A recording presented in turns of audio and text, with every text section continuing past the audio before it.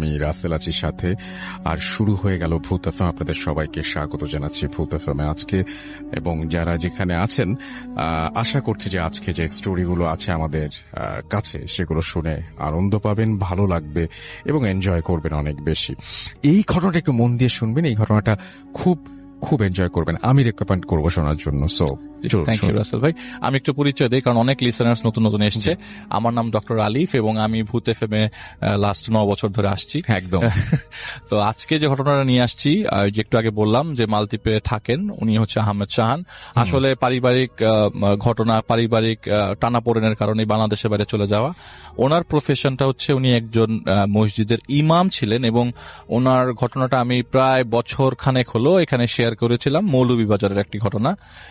এই ঘটনাটার সিকুয়েলি আমি এখন আজকে বলবো আর কি।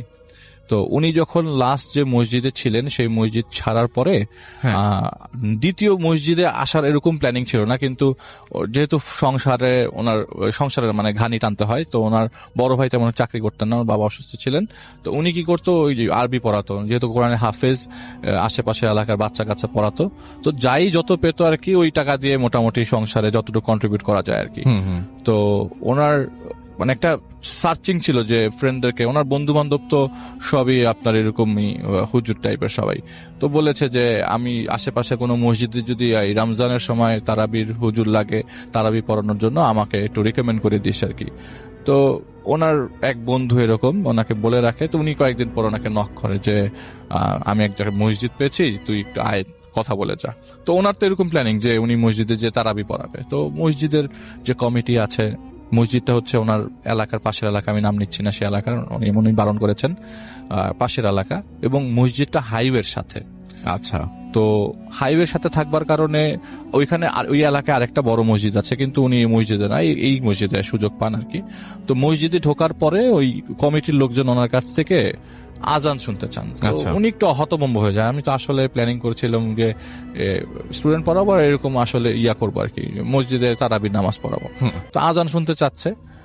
তো ওই ফ্রেন্ডটা আবার ওনাকে বলে নাই যে ওরা মুয়াজ্জিন খুঁজতেছিল মসজিদের জন্য। তো উনি কি করে, আচ্ছা ঠিক আছে, যেহেতু চাচ্ছে আজান, উনি আজান দেন, এবং আজানটা দেওয়ার পরে ওনার আজান শুনে সবাই খুব প্লিজড হয় আর কি। আচ্ছা। তো বলে যে ঠিক আছে, তুমি মুয়াজ্জিন হয়ে যাবে মসজিদে। তো উনি আবার সেই মুয়াজ্জিন। তো উনি বলে যে আসলে আলিফ ভাই, আমার লাইফে মসজিদের রিলেটেড এত ঘটনা ঘটে গেছে, আসলে আমি আবারও মসজিদে ঢুকলাম এই জায়গায়, পাশের মসজিদে। তো ওনার বাড়ির থেকে বেশি দূরে না, খানিকটা দূরে। তো এই মসজিদ উনি জয়েন করে, এবং এই মসজিদটার মানে বাউন্ডারিটা বলতে গেলে মসজিদটার চারিপাশে দেয়াল দিয়ে ঢাকা, খালি যেই পোর্শনটা ঢোকার সেই পোর্শনে ওইটা ওপেন আর কি, ওখানে কোনো গেট টেট নাই। মসজিদটা ঢুকতে ডান দিকে একটা পুকুর পড়ে, এবং পুকুরে এরকম ঘাট করা যে সবাই উজু যেন করতে পারে। ঠিক পেছন সাইডটা একটা কবর, দুটা কবর আসলে, একটা স্বামী স্ত্রীর দুটা কবর আর কি। এটা ওনার ঘরের প্রায় সাথেই বলতে গেলে। আর একটু খানিকটা দূরে গেলে একটা ছোট জায়গা, এলাকার ভিত্তিক লোকজন সবাই টাকা পয়সা দিয়ে এই মসজিদের যে 30 বছর ধরে ইমাম ছিলেন তাকে একটা জায়গা করে দেয় তার ফ্যামিলি সহ থাকার জন্য। তো তার ফ্যামিলি সহ ওই হুজুর, ওই ইমাম ওই মসজিদের ওই জায়গাটায় থাকতেন আর কি। তো মজার বিষয়, ইমাম, আমি আপনাদের সবাইকে বলে রাখি, ইমাম আসলে বয়স এত বেশি হয়ে যাওয়ার কারণে, ওভার 75 হয়ে যাওয়ার কারণে উনি মসজিদে ফজরের ওয়াক্তে নামাজ পড়াতে আসতে পারতেন না। মোস্ট অফ দ্য টাইম দেখা যাইতে ওই শাহান ভাইকে ওনাকে নামাজ পড়াতে হতো বা আজান দিতে হতো, কোনো না কোনো সময় মাঝে মধ্যে আসতো আর কি। আর মসজিদটা এমন যে আপনার হার্ডলি ফজরের ওয়াক্তে মানুষ হয়। আর যেহেতু হাইওয়ের পাশে মসজিদটা, তো হাইওয়ে দিয়ে যারা যাচ্ছে তখন জোহর আসর ফজর জোহর আসর মাগরিব এশা পড়ার জন্য যারা থেমে নামাজ পড়ে তারা পড়ে, আর এলাকা ভিত্তিক যে কজন আসে আর কি। তো ফজরের ওয়াক্তে নামাজের লোক পাওয়া খুবই ভালো ওই জায়গাটায়। ইভেন হার্ডলি এই মসজিদের আপনার মসজিদ কমিটির লোকজনও হার্ডলি মসজিদে আসে, কোন ডিসিশন নেওয়ার জন্য হলে আসে, এবং বেতন টেতন দিতে হলে আসে আর কি। তো ঘটনায় যাই, উনি যখন এই মসজিদে জয়েন করে, তো ওইখানে থাকার জন্য তার কাপড় চোপড় নিয়ে আসে এই জায়গায়। ওনার তো সব ওয়াক্তে সে মসজিদে দেখা, মোস্ট অফ দ্য টাইম ওই মক্তবে এলাকা ভিত্তিক লোকজন তাদের বাচ্চা কাচ্চা তাকে দিয়ে যায় সকালে মানে পড়াশোনা করার জন্য মক্তবে। আর উনি অন্যান্য সময় আজান দিয়ে একটু রেস্ট নেয় মোস্ট অফ দ্য টাইম, ওনার ঘুমাতে খুব পছন্দ।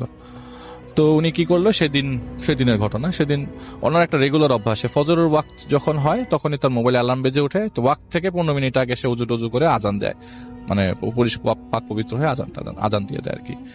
তো ওনার আজান দেওয়ার সময় হয়ে যায় আর কি। ওই দিন আজান দেওয়ার জন্য তিনি মানে প্রিপারেশন নেন, ওই মোবাইলে অ্যালার্ম বাজে, সে অজু করবে। পাক হবে, বাথরুম টাথরুম শেষ করার পরে পাক পবিত্র হওয়ার জন্য উজু করতে যায় পুকুর ঘাটে যাওয়ার সময় তিনি তার পেছন সাইডে যে কবরস্থান আছে সেই কবরস্থানে দেখে একটা লোক দাঁড়িয়ে, মানে যাওয়ার পথে ওই জায়গাটায় আপনার কবর জিয়ারত করছে ফজরের ওয়াক্তে। আসলে ফজরের ওয়াক্তে কবর জিয়ারত করছে, এটাও কেমন একটা অদ্ভুত। হতে পারে এলাকা ভিত্তিক কোনো এলাকার কোনো মানুষ, তার কোনো রিলেটিভের কবর এটা সে জিয়ারত করতে এসছে। তো সে উজুটা করে পিছন দিকে ঘুরতেই দেখে মানুষটা নাই। আসলে খুব সিম্পলি হিসাব যে ওই জায়গাটায় ঢুকতে গেলে পুকুরটা ক্রস করে আসার লাগে, তো ওনার চোখে পড়বে যে পুকুরটা ক্রস করে একটা লোক যাচ্ছে। কিন্তু ওই কবর জিয়ারত করার পর এখানে আশেপাশে মানুষ নাই, তো উনি ভাবে যে মসজিদের ভেতরে অথবা আছে। তো মসজিদের ভেতরে ঢোকে এবং ঢোকার পরে দেখে না, কেউ নাই। একটু খানিকটা অবাক লাগে, তো বলে যে আরিফ ভাই আসলে ত্যক্ত বিরক্ত, এইসব জিনিসগুলা আমার সাথে এত ঘটে, এত প্যারানর্মাল জিনিস ঘটছে আমার লাইফে, এই আসছে ভ্যানিশ হয়ে গেছে, এগুলি আমার কেয়ার হয় না। মানে কে আসলো না আসলো, ভ্যানিশ হয়ে গেল, আমি খেয়াল করি নাই ওনার চেহারাটা। ওনার পরে পিছনটাই আমি দেখতে পাইছি। এরকম করে প্রথম দিন, দ্বিতীয় দিনে তিনি সেইম ভাবে ওই লোকটাকে ওই জায়গায় কবর জিয়ারত করতে দেখেন।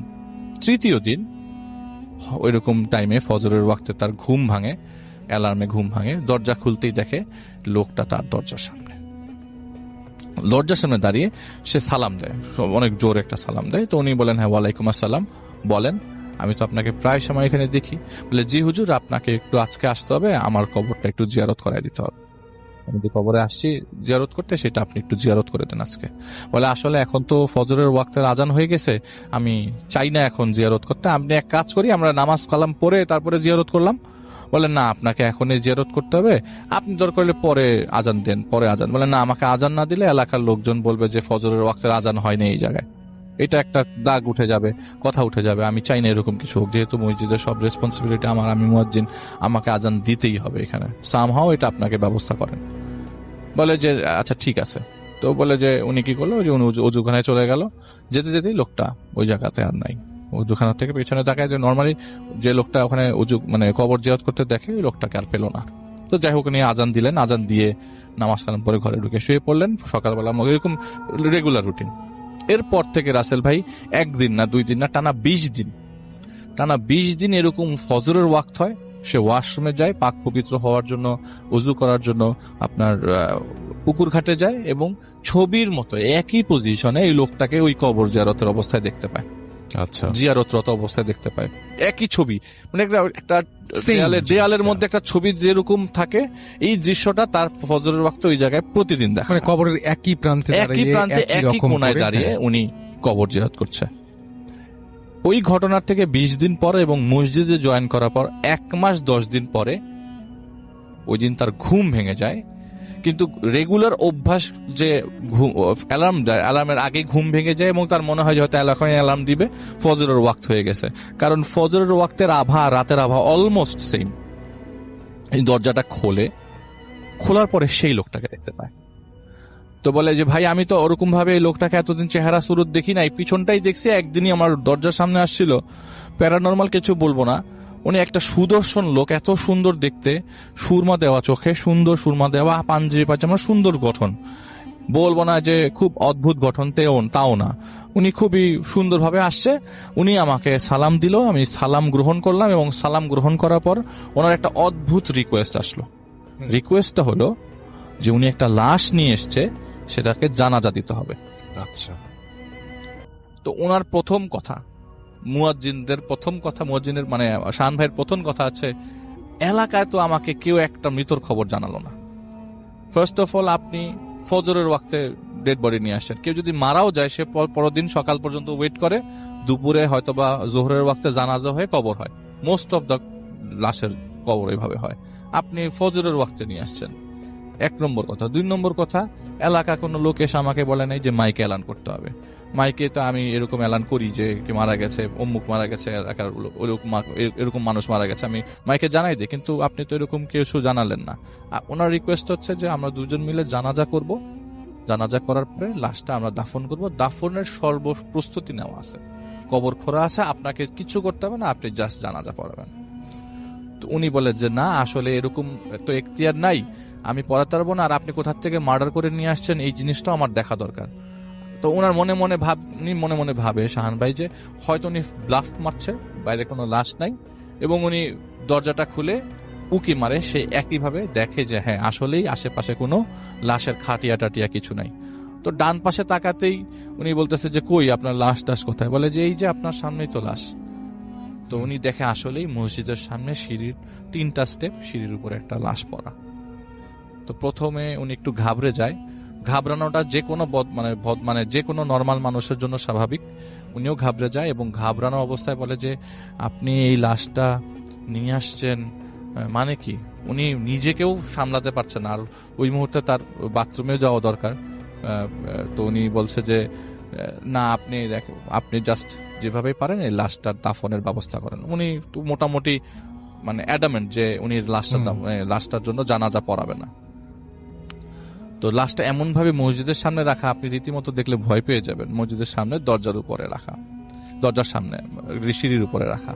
তো বাচ্চা লাশ হলে রাসেল ভাই ওই কোলে করে নিয়ে আসা যায়, অনেকের বাচ্চা লাশ আসে হয়তো টাইমলি তাড়াতাড়ি দাফন করে ফেলতে চায়, কিন্তু না, এটা একটা বড় লাশ এবং পুরা সিঁড়িটা কভার করে আছে। তো উনি বলে যে না, আমি জানাজা পড়াতে পারবো না, অ্যাকচুয়ালি এই জানাজা আমি পড়বো না। আর 2 জন মিলে জানাজা হয় কিনা এটাও আমার মোটামুটি জানা নাই, বা এরকম কিছু একটা জিনিস বলে না, আপনাকে এর জানাজা পড়তে হবে। আপনি যদি এনার জানাজা না পড়েন তাহলে এই লাশের চেহারা আপনাকে দেখতে হবে। তো উনি বলে না, আমি লাশের চেহারাও দেখবো না, আমি জানাজাও পড়বো না। কিন্তু ভয় কাজ করতে থাকে রাসেল ভাই, যে এত রাতে এরকম একটা মানুষ মানে ফজরের ওয়াক্তে এসছে, আর আমি যে দরজা, উনি কি করে ওয়াশরুম থেকে আসার পরে আবারও ওনাকে সামনাসামনি পায় এবং ওনাকে একই আর্গুমেন্ট করতে দেখা যায়। তো উনি কি করে, একটা পর্যায়ে চিন্তা করে আমি যে উনি মানে রুমে ঢুকে যাবে দৌড়ে, কিন্তু রুমের তালা দিয়ে আসছে উনি, মোবাইল ফোন সব রুমের ভেতরে, রুমের তালা দেওয়া। তো উনি কি দৌড়ায় যাবে, কিন্তু দৌড়াতে গেলে তালা খুলতে গিয়ে যদি তাকে খট করে মেরে ফেলে। তো উনি এর মধ্যে উজু করে আস্তে আস্তে 5-6 বার ওনার শরীর বন্ধ করে ফেলে আয়াতুল কুরসি পড়ে। কিন্তু তারপরেও তার ভিতরে একটা ভয় থাকে, বলে আমি আপনার লাশের জানাজা পড়বো না। উনি কি করে, একটা ভোদৌড় মারার প্ল্যান করে। ওই লোকটা বলে কই যাবেন? হঠাৎ করে তো হুজুর মানুষ মাথা মানে একটা পর্যায়ে বিরক্ত হয়ে মাথা নিচে তাকাতে তাকাতে যখন মাথা উঁচুতে তাকায়, মানে মাথা উঁচু করে, তখন দেখে যে এই কালো আভাটা আস্তে আস্তে সরে দিনের বেলা হয়ে যাচ্ছে। তার চারিপাশে খালি কবর আর কবর। তিনি যে এলাকায় ছিলেন, জায়গাটায় কবর কবর। উনি যে এলাকায় ছিলেন সে এলাকায় উনি নাই, মানে স্টেপে স্টেপে কবর। বলে যে আমি প্রতিটা স্টেপ দিব, আমার মনে হয় কবরের উপরেই পাড়া পড়বে। এই সামনে কবর, পিছনে কবর, আর উনি আমার থেকে 10 গজ সামনে দাঁড়ানো ওই লাশটা নিয়ে। আমি যে এলাকায় ছিলাম সেই এলাকাটায় আমি নাই, মরুভূমির মতো একটা এলাকা, চারিপাশে উঁচু ডিবির মতো কবর, কবরগুলা চারিপাশে পাথর দিয়ে মার্ক করা, কিন্তু কার কবর কি এটা জানি না। দূর দূরান্তে কিছু গাছ দেখতে পাচ্ছি। আমি এই জায়গাটায় কিভাবে আসলাম? ওনার কোয়েশ্চেন হচ্ছে এটা। আমি তো এই জায়গায় ছিলামই না। উনি এটা মানে উনি বলে যে আমার রীতিমতো আমি আসলে ত্যক্ত হয়ে যাচ্ছি, যে এই জিনিসটা আমি এভাবে ফেস করব এবং এমন একটা জায়গায় তুরির মধ্যে সেকেন্ডের মধ্যে চলে আসবো যে জায়গাটা একদম অচেনা। তো উনি তারপরও ওই জায়গায় অ্যাডামেন্ট, না আমি আপনার লাশের জানাজা পড়াবো না। উনি কি করলো, যে যা হবার হবে, আল্লাহ তাআলার নাম নিয়ে আমি শরীর বন্ধ করে রাখছি, যদি কোনো ক্ষতি করে আমাকে মেরেও ফেলে, ইটস আপ টু দেম। উনি কি করে, একটা ভোদৌড়ার প্ল্যান করে, দৌড়াতে থাকে, অনেকক্ষণ দৌড়াতে থাকে রাসেল ভাই। দৌড়াতে একটা সময় মাথা মানে হাঁপিয়ে যায়, হাঁপিয়ে মাথা নিচু করে ফেলে। মাথাটা উঁচু করার সাথে সাথে দেখে সে হাইওয়ের সামনে চলে আসছে। সে এমন অবস্থায় দেখে নিজেকে যে সে পাশের এলাকায় চলে আসছে, খুব বেশি দূরেও না, সেখান থেকে মসজিদের দূরত্ব ম্যাক্সিমাম 10 মিনিটের রাস্তা। সে হাইওয়ে ধরে যে দৌড়াচ্ছিল, যতক্ষণ পর্যন্ত দৌড়াচ্ছিল ততক্ষণ পর্যন্ত সেই সাউন্ডটাই আসছিল, আপনি কি জানাজাটা পড়াবেন না? মানে বারবার কোয়েশ্চেন করছে। আর ওই কনভারসেশনের মাঝখানে একবার ওই লোকটা চটে গেছিল, তখন উনি কিছুক্ষণের জন্য ভয় পেয়ে যায়, কিন্তু তার দৌড়ানোটা এটা বন্ধ করে রাখতে পারে নাই। তো একটা পর্যায়ে সে যখন দেখে যে না, এখন আর শব্দটা আসছে না, সে কি করে আস্তে আস্তে মসজিদের দিকে আগাতে থাকে। রাসেল ভাই অ্যাজ ইউজুয়াল ঘটনা এরকম যে মসজিদের সামনে যায় সে, মসজিদের সামনে যাওয়ার পর দেখে সেই লোকটা মসজিদের ওই সিঁড়ির পাশে বসে আছে, লাশটাও সিঁড়ির সামনে, এবং তাকে বলছে যে হ্যাঁ, আপনাকে যেতে হলে আমার লাশ পার করে মসজিদের ভিতরে যেতে হবে, আপনি যদি আজান দিতে চান।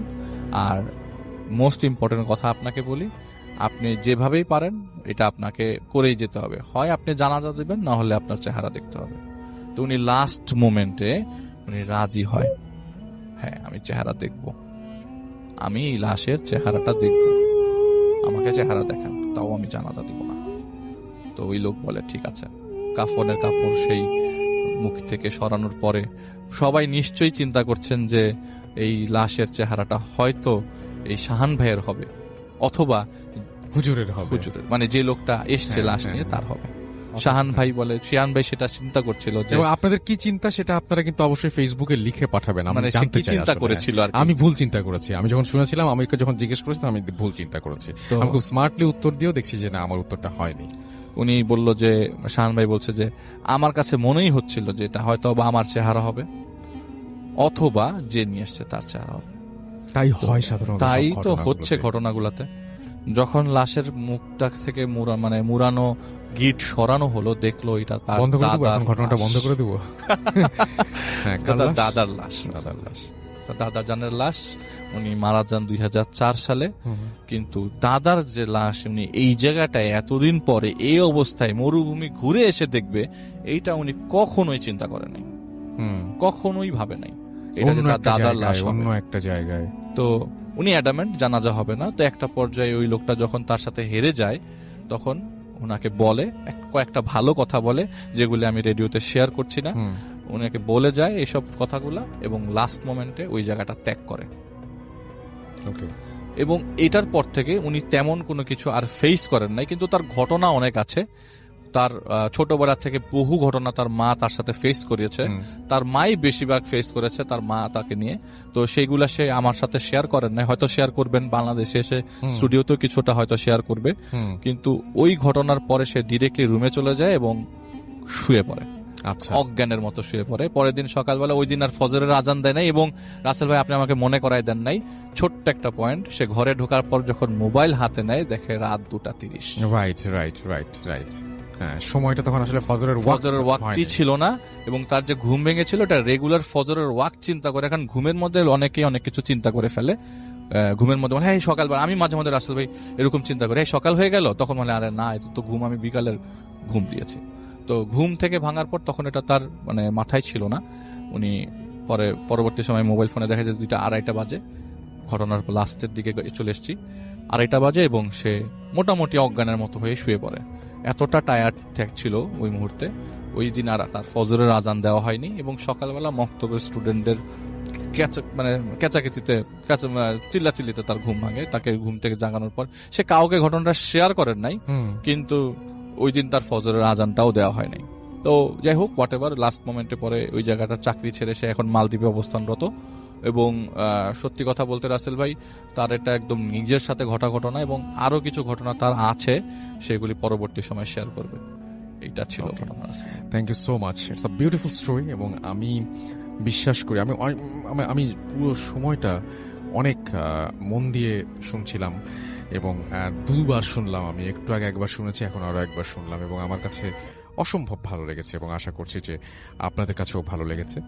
আমরা এখন আমাদের একটা চমৎকার ঘটনায় যাব। আমাদের নতুন একজন অতিথি এসছেন তার কাছে, তারপরে তো বাবু ভাই আছেন। সুতরাং আমি এটাই বলছি যে আপনাদের অপেক্ষা করতে হবে।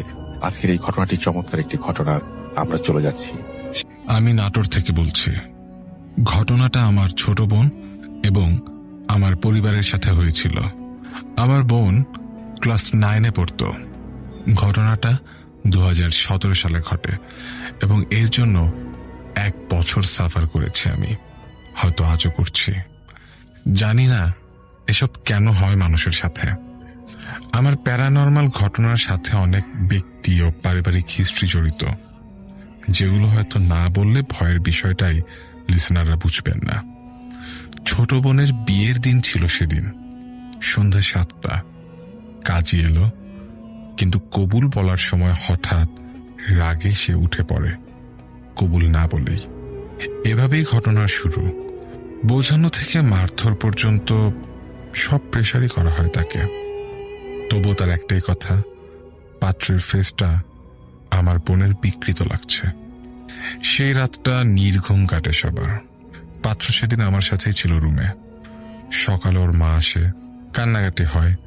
পরে পাত্র এই বলে চলে যায় যে ওকে বোঝান সব ঠিক হলে বিয়ে হবে আবার। আমরা সেদিনই আমাদের এলাকার এক পীরের কাছে বোনকে নিয়ে যাই।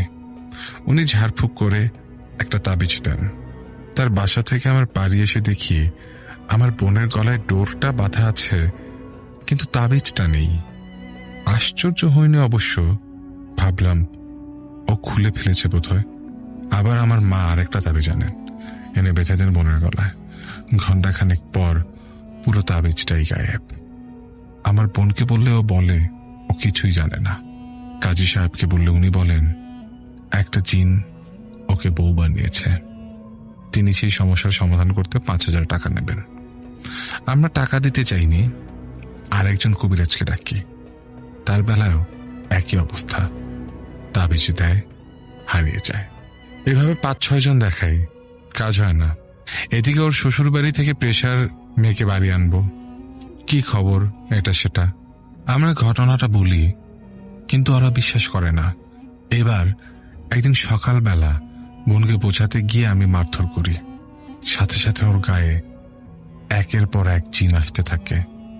দুধ ভাত এটা ওটা খেতে চায়, দেই। প্রশ্নের এক পর্যায়ে জানতে পারি ওরা 7 জন আমার বোনের কাছে, তাদের একজন দাদা, মানে 6 জনের লিডার। বুঝলাম ওরা হিন্দু। আজব কিছু অভিজ্ঞতা হলো, অনেক লোকজন ভিড় করে দেখলো।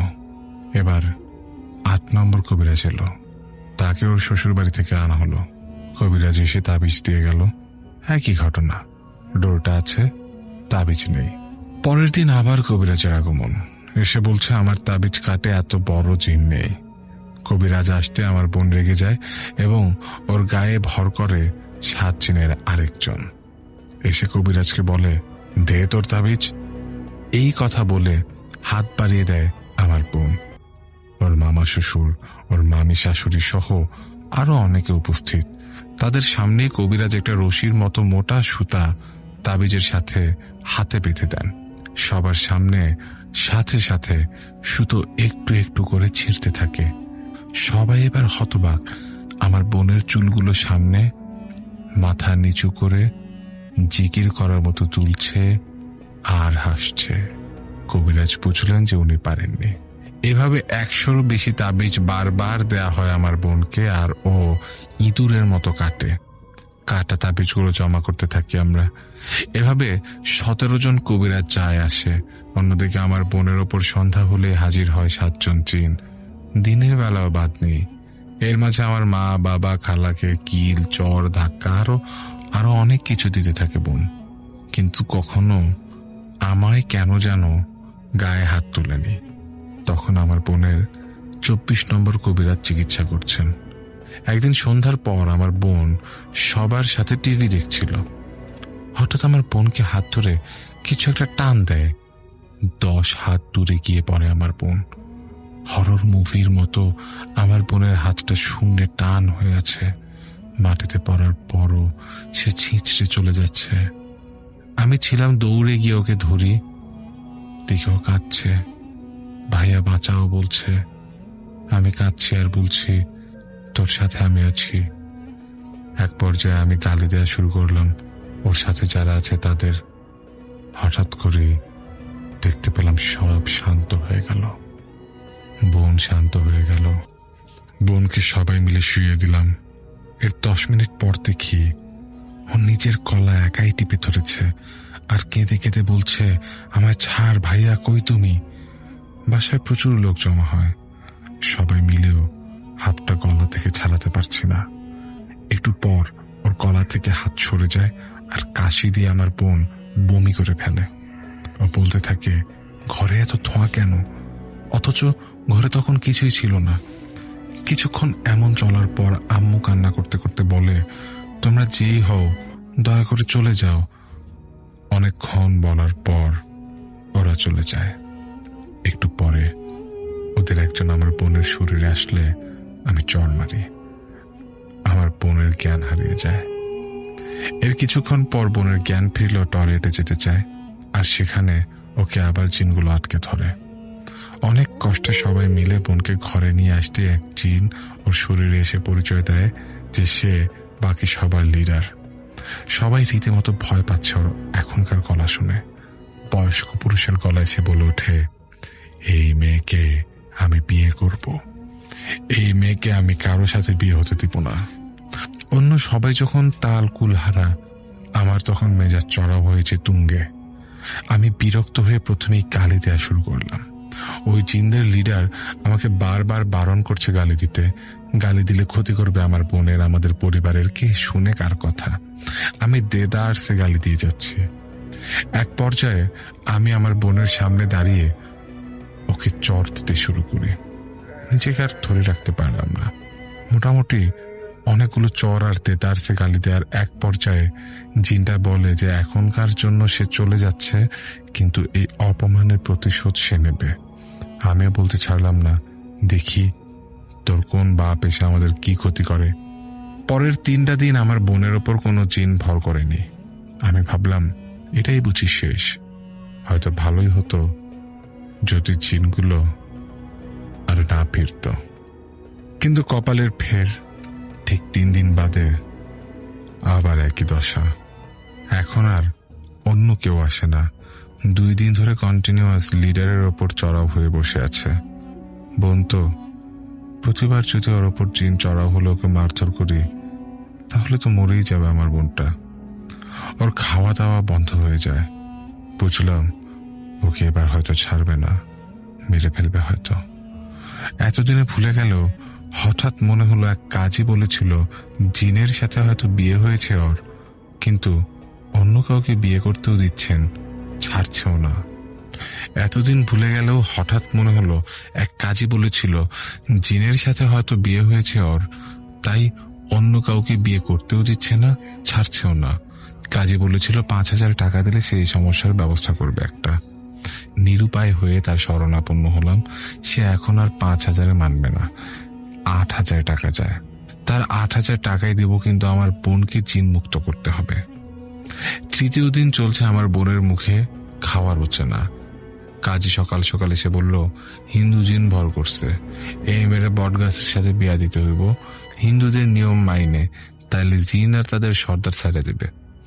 শুনে খুব আজব আর বিরক্তিকর লাগলো। এত কিছু চেষ্টা করে দেখলাম, এটাও একবার চেষ্টা করেই দেখি।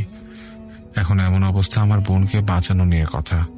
পুরোহিত ডাকলাম, বট গাছ খুঁজলাম, তাও এলাকা থেকে বেশ অনেক দূরে, প্রত্যন্ত এক জায়গায়। বোনকে নিয়ে আমি, বাবা, মা আর তাদের শ্বশুর বাড়ি থেকে শাশুড়ি আর জামাই মিলে আমরা পুরোহিতকে নিয়ে বট গাছের নিচে গিয়ে হাজির। পুরোহিত আমার বোনের কাঁধের ওড়না দিয়ে মন্ত্র পড়তে শুরু করলেন। মন্ত্র চালু করতেই কেমন যেন একটা চাপ ধরা হিম ভাব হয়ে গেল পুরো আবহাওয়া। জোরে বড় বাতাস বইতে শুরু হলো। মনে হলো সবকিছু এখনই উড়িয়ে নিয়ে যাবে।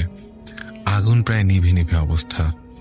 বট গাছটা ছিল থুতু প্রান্তরের মাঝে, তাও মনে হচ্ছিল চারিদিকে গাছপালা ওলট পালট বাড়ি খাবার শব্দ। তার মধ্যে কেমন যেন একটা হাহাকার। প্রথমে গাছের পাশে বসে, তারপর গাছের সামনে আগুন জ্বালানো হলো। প্রথমে গাছের পাশে বসে, তারপর গাছের সামনে আগুন জ্বালানো হলো। সেই আগুনে ঘি দিচ্ছে আর মন্ত্র পড়া চলছে। কেমন যেন একটা আওয়াজ শুনলাম আমরা সবাই। চারিদিক যেন হঠাৎ দিনের বেলা রাতের মতো অন্ধকার হয়ে গেল। ঝড় চলছে। আমরা একটু ভয় পেলাম, কিন্তু পুরোহিত বলছিলেন আমরা যেন নিজ জায়গা থেকে এক পা না নড়ি। তারপর পুরোহিত বললেন এবার নাকি আমার বোনকে গাছের চারপাশে 7 বার ঘোরাতে হবে। আমি বললাম আমি ওকে কোলে তুলে ঘোরালে হবে? পুরোহিত বলল না, ওকে নিজেই ঘুরতে হবে। আমি ঘুরলে নাকি আমার সাথে বিয়ে হবে। এদিকে আমার বোন 3 দিন ধরে খেতে পারছে না, ওর শরীর চলছে না, তাও ওর উপরে এই জুলুম আমরা না চাইতেও করলাম। তাও যদি শান্তি মেলে। অনেক কষ্ট হলেও 7 পা গাছ আর আগুনের চারিপাশ ঘোরার পর পুরোহিত ওর দিকে লাল সিঁদুর এগিয়ে দিয়ে বলল সিঁদুর পরো, তাহলেই বিয়ে পূর্ণ হবে। পরে বাসায় গিয়ে গোসল দিবি, সব ঠিক হয়ে যাবে। সিঁদুর পরার পর আমার বোন আর দাঁড়িয়ে থাকতে পারল না, মাথা ঘুরে পড়ে গেল।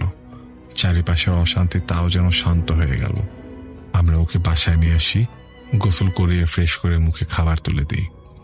বাসায় যাবার পর থেকে 3টা দিন অনেক খারাপ গেছে আমাদের। কেমন যেন ঘরে মনে হতো ঝড় বয়ে যাচ্ছে।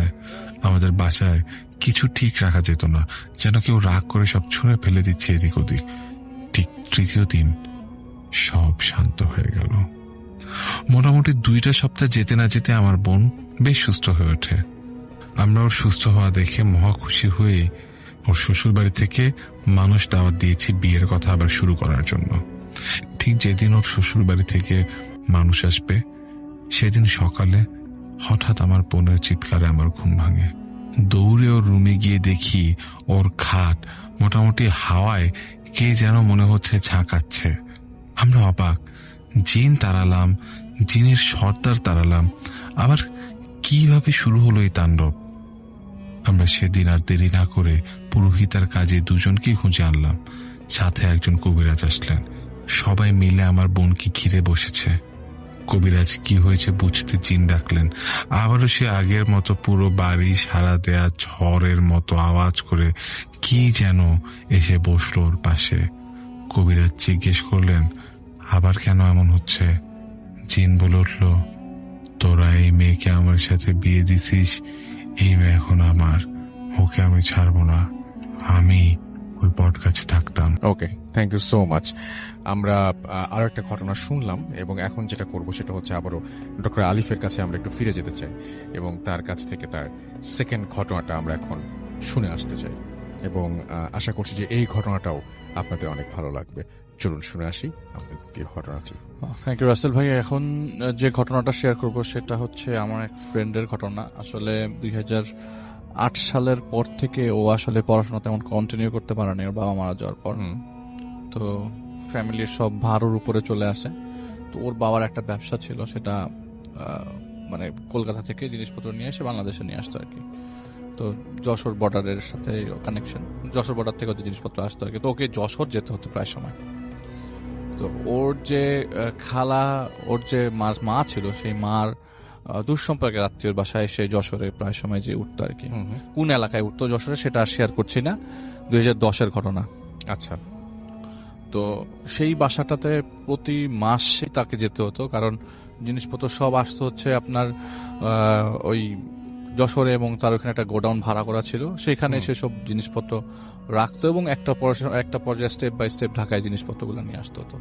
তো ও যেত, এখানে 2-3 দিন থাকতো এবং থাকতেই হতো, মাস্ট থাকতে হতো। তো সেখানে থেকে ওই জিনিসপত্রগুলো কমপ্লিট করে ঢাকায় চলে আসতো। তো ওর রুটিন এরকম ছিল যে ঢাকা থেকে যশোর যাবে, যশোরে থেকে কন্ট্যাক্ট করে সবকিছু গোডাউনে নামিয়ে step by step procedure follow করে আবার 3 দিন পর ঢাকা ব্যাক করে চলে আসা। আচ্ছা। তো ওই বাসাটাই থাকতে হতো তাকে, কারণ হোটেলে থেকে থেকে প্রতি মাসে 3 দিন দরকার কি ওর, ও যেহেতু পরিচিত বাসা আছে। তো ওই বাসায় গেলে দেখা যায় যে দুঃসম্পর্কের আত্মীয় ছিল তার আবার উনি আবার মানে ওনার ওয়াইফ ওই বাসাটা চালাতো। 2010-এ ওই মুহূর্তে উনি বেঁচে ছিলেন না। তো ওনার ওয়াইফের বয়স ছিল প্রায় 72, ওনার 2 ছেলে ছিল, একসাথে থাকতো আর কি। তো 3তলা বাসা, 3তলার 2টা ফ্ল্যাট, সেই 2টো ফ্ল্যাটের মধ্যে একটা ফ্ল্যাটে উনি গেলে থাকতো। একটা ফ্ল্যাট বলতে 2টা রুম আর কি। আচ্ছা। সাথে একটা ওয়াশরুম আছে, একটা রান্নাঘর আছে, আর পাশে একটা রুম ছিল, সেইটা আবার গোডাউন হিসেবে আরেকজনকে ভাড়া দেওয়া ছিল। আচ্ছা। তো ওই গোডাউন তার একদম তো পাশের রুমে আর কি, আর 4তলার ছাদ ছিল। তো উনি গেলে 3তলায় উঠতেন। তো সেদিন রাসেল ভাই অনেক বৃষ্টি হচ্ছে রাস্তায় যাওয়ার পথে, এবং টিকিট না পাওয়ার কারণে নন এসি বাসে যেতে হয়েছিল। তো নন এসি বাসের টাইম ছিল দুপুরবেলা। তো ও পৌঁছে হচ্ছে সন্ধ্যার দিকে, 12টার বাস ছিল, ও পৌঁছেছে ঠিক বিকাল 5:30-6টার দিকে। 6টার দিকে পৌঁছে যায়, এবং বাসে থাকা অবস্থায় বৃষ্টি নামে এবং ভালো ঝড় হতে থাকে, মানে গরমকালের তো এরকম সময়ের। তো ভালো ঝড় হয়, ঝড়ের এক পর্যায়ে যখন সে বাস থেকে নামে তখনও বৃষ্টি হচ্ছে। তো একটা শেডে যে আশ্রয় নেয়।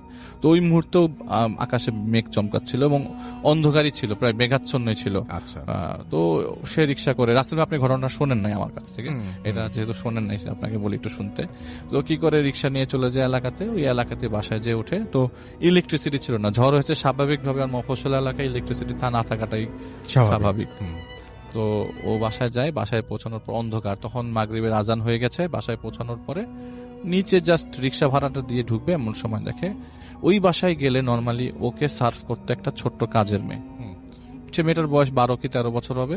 তো দোতলায় উনি যে ওই ওনার মার খালা হয় হিসাবে সম্পর্কে, তো উনিও আসলে ভুলে ভালে খালাম্মাই ডাকতো। আচ্ছা।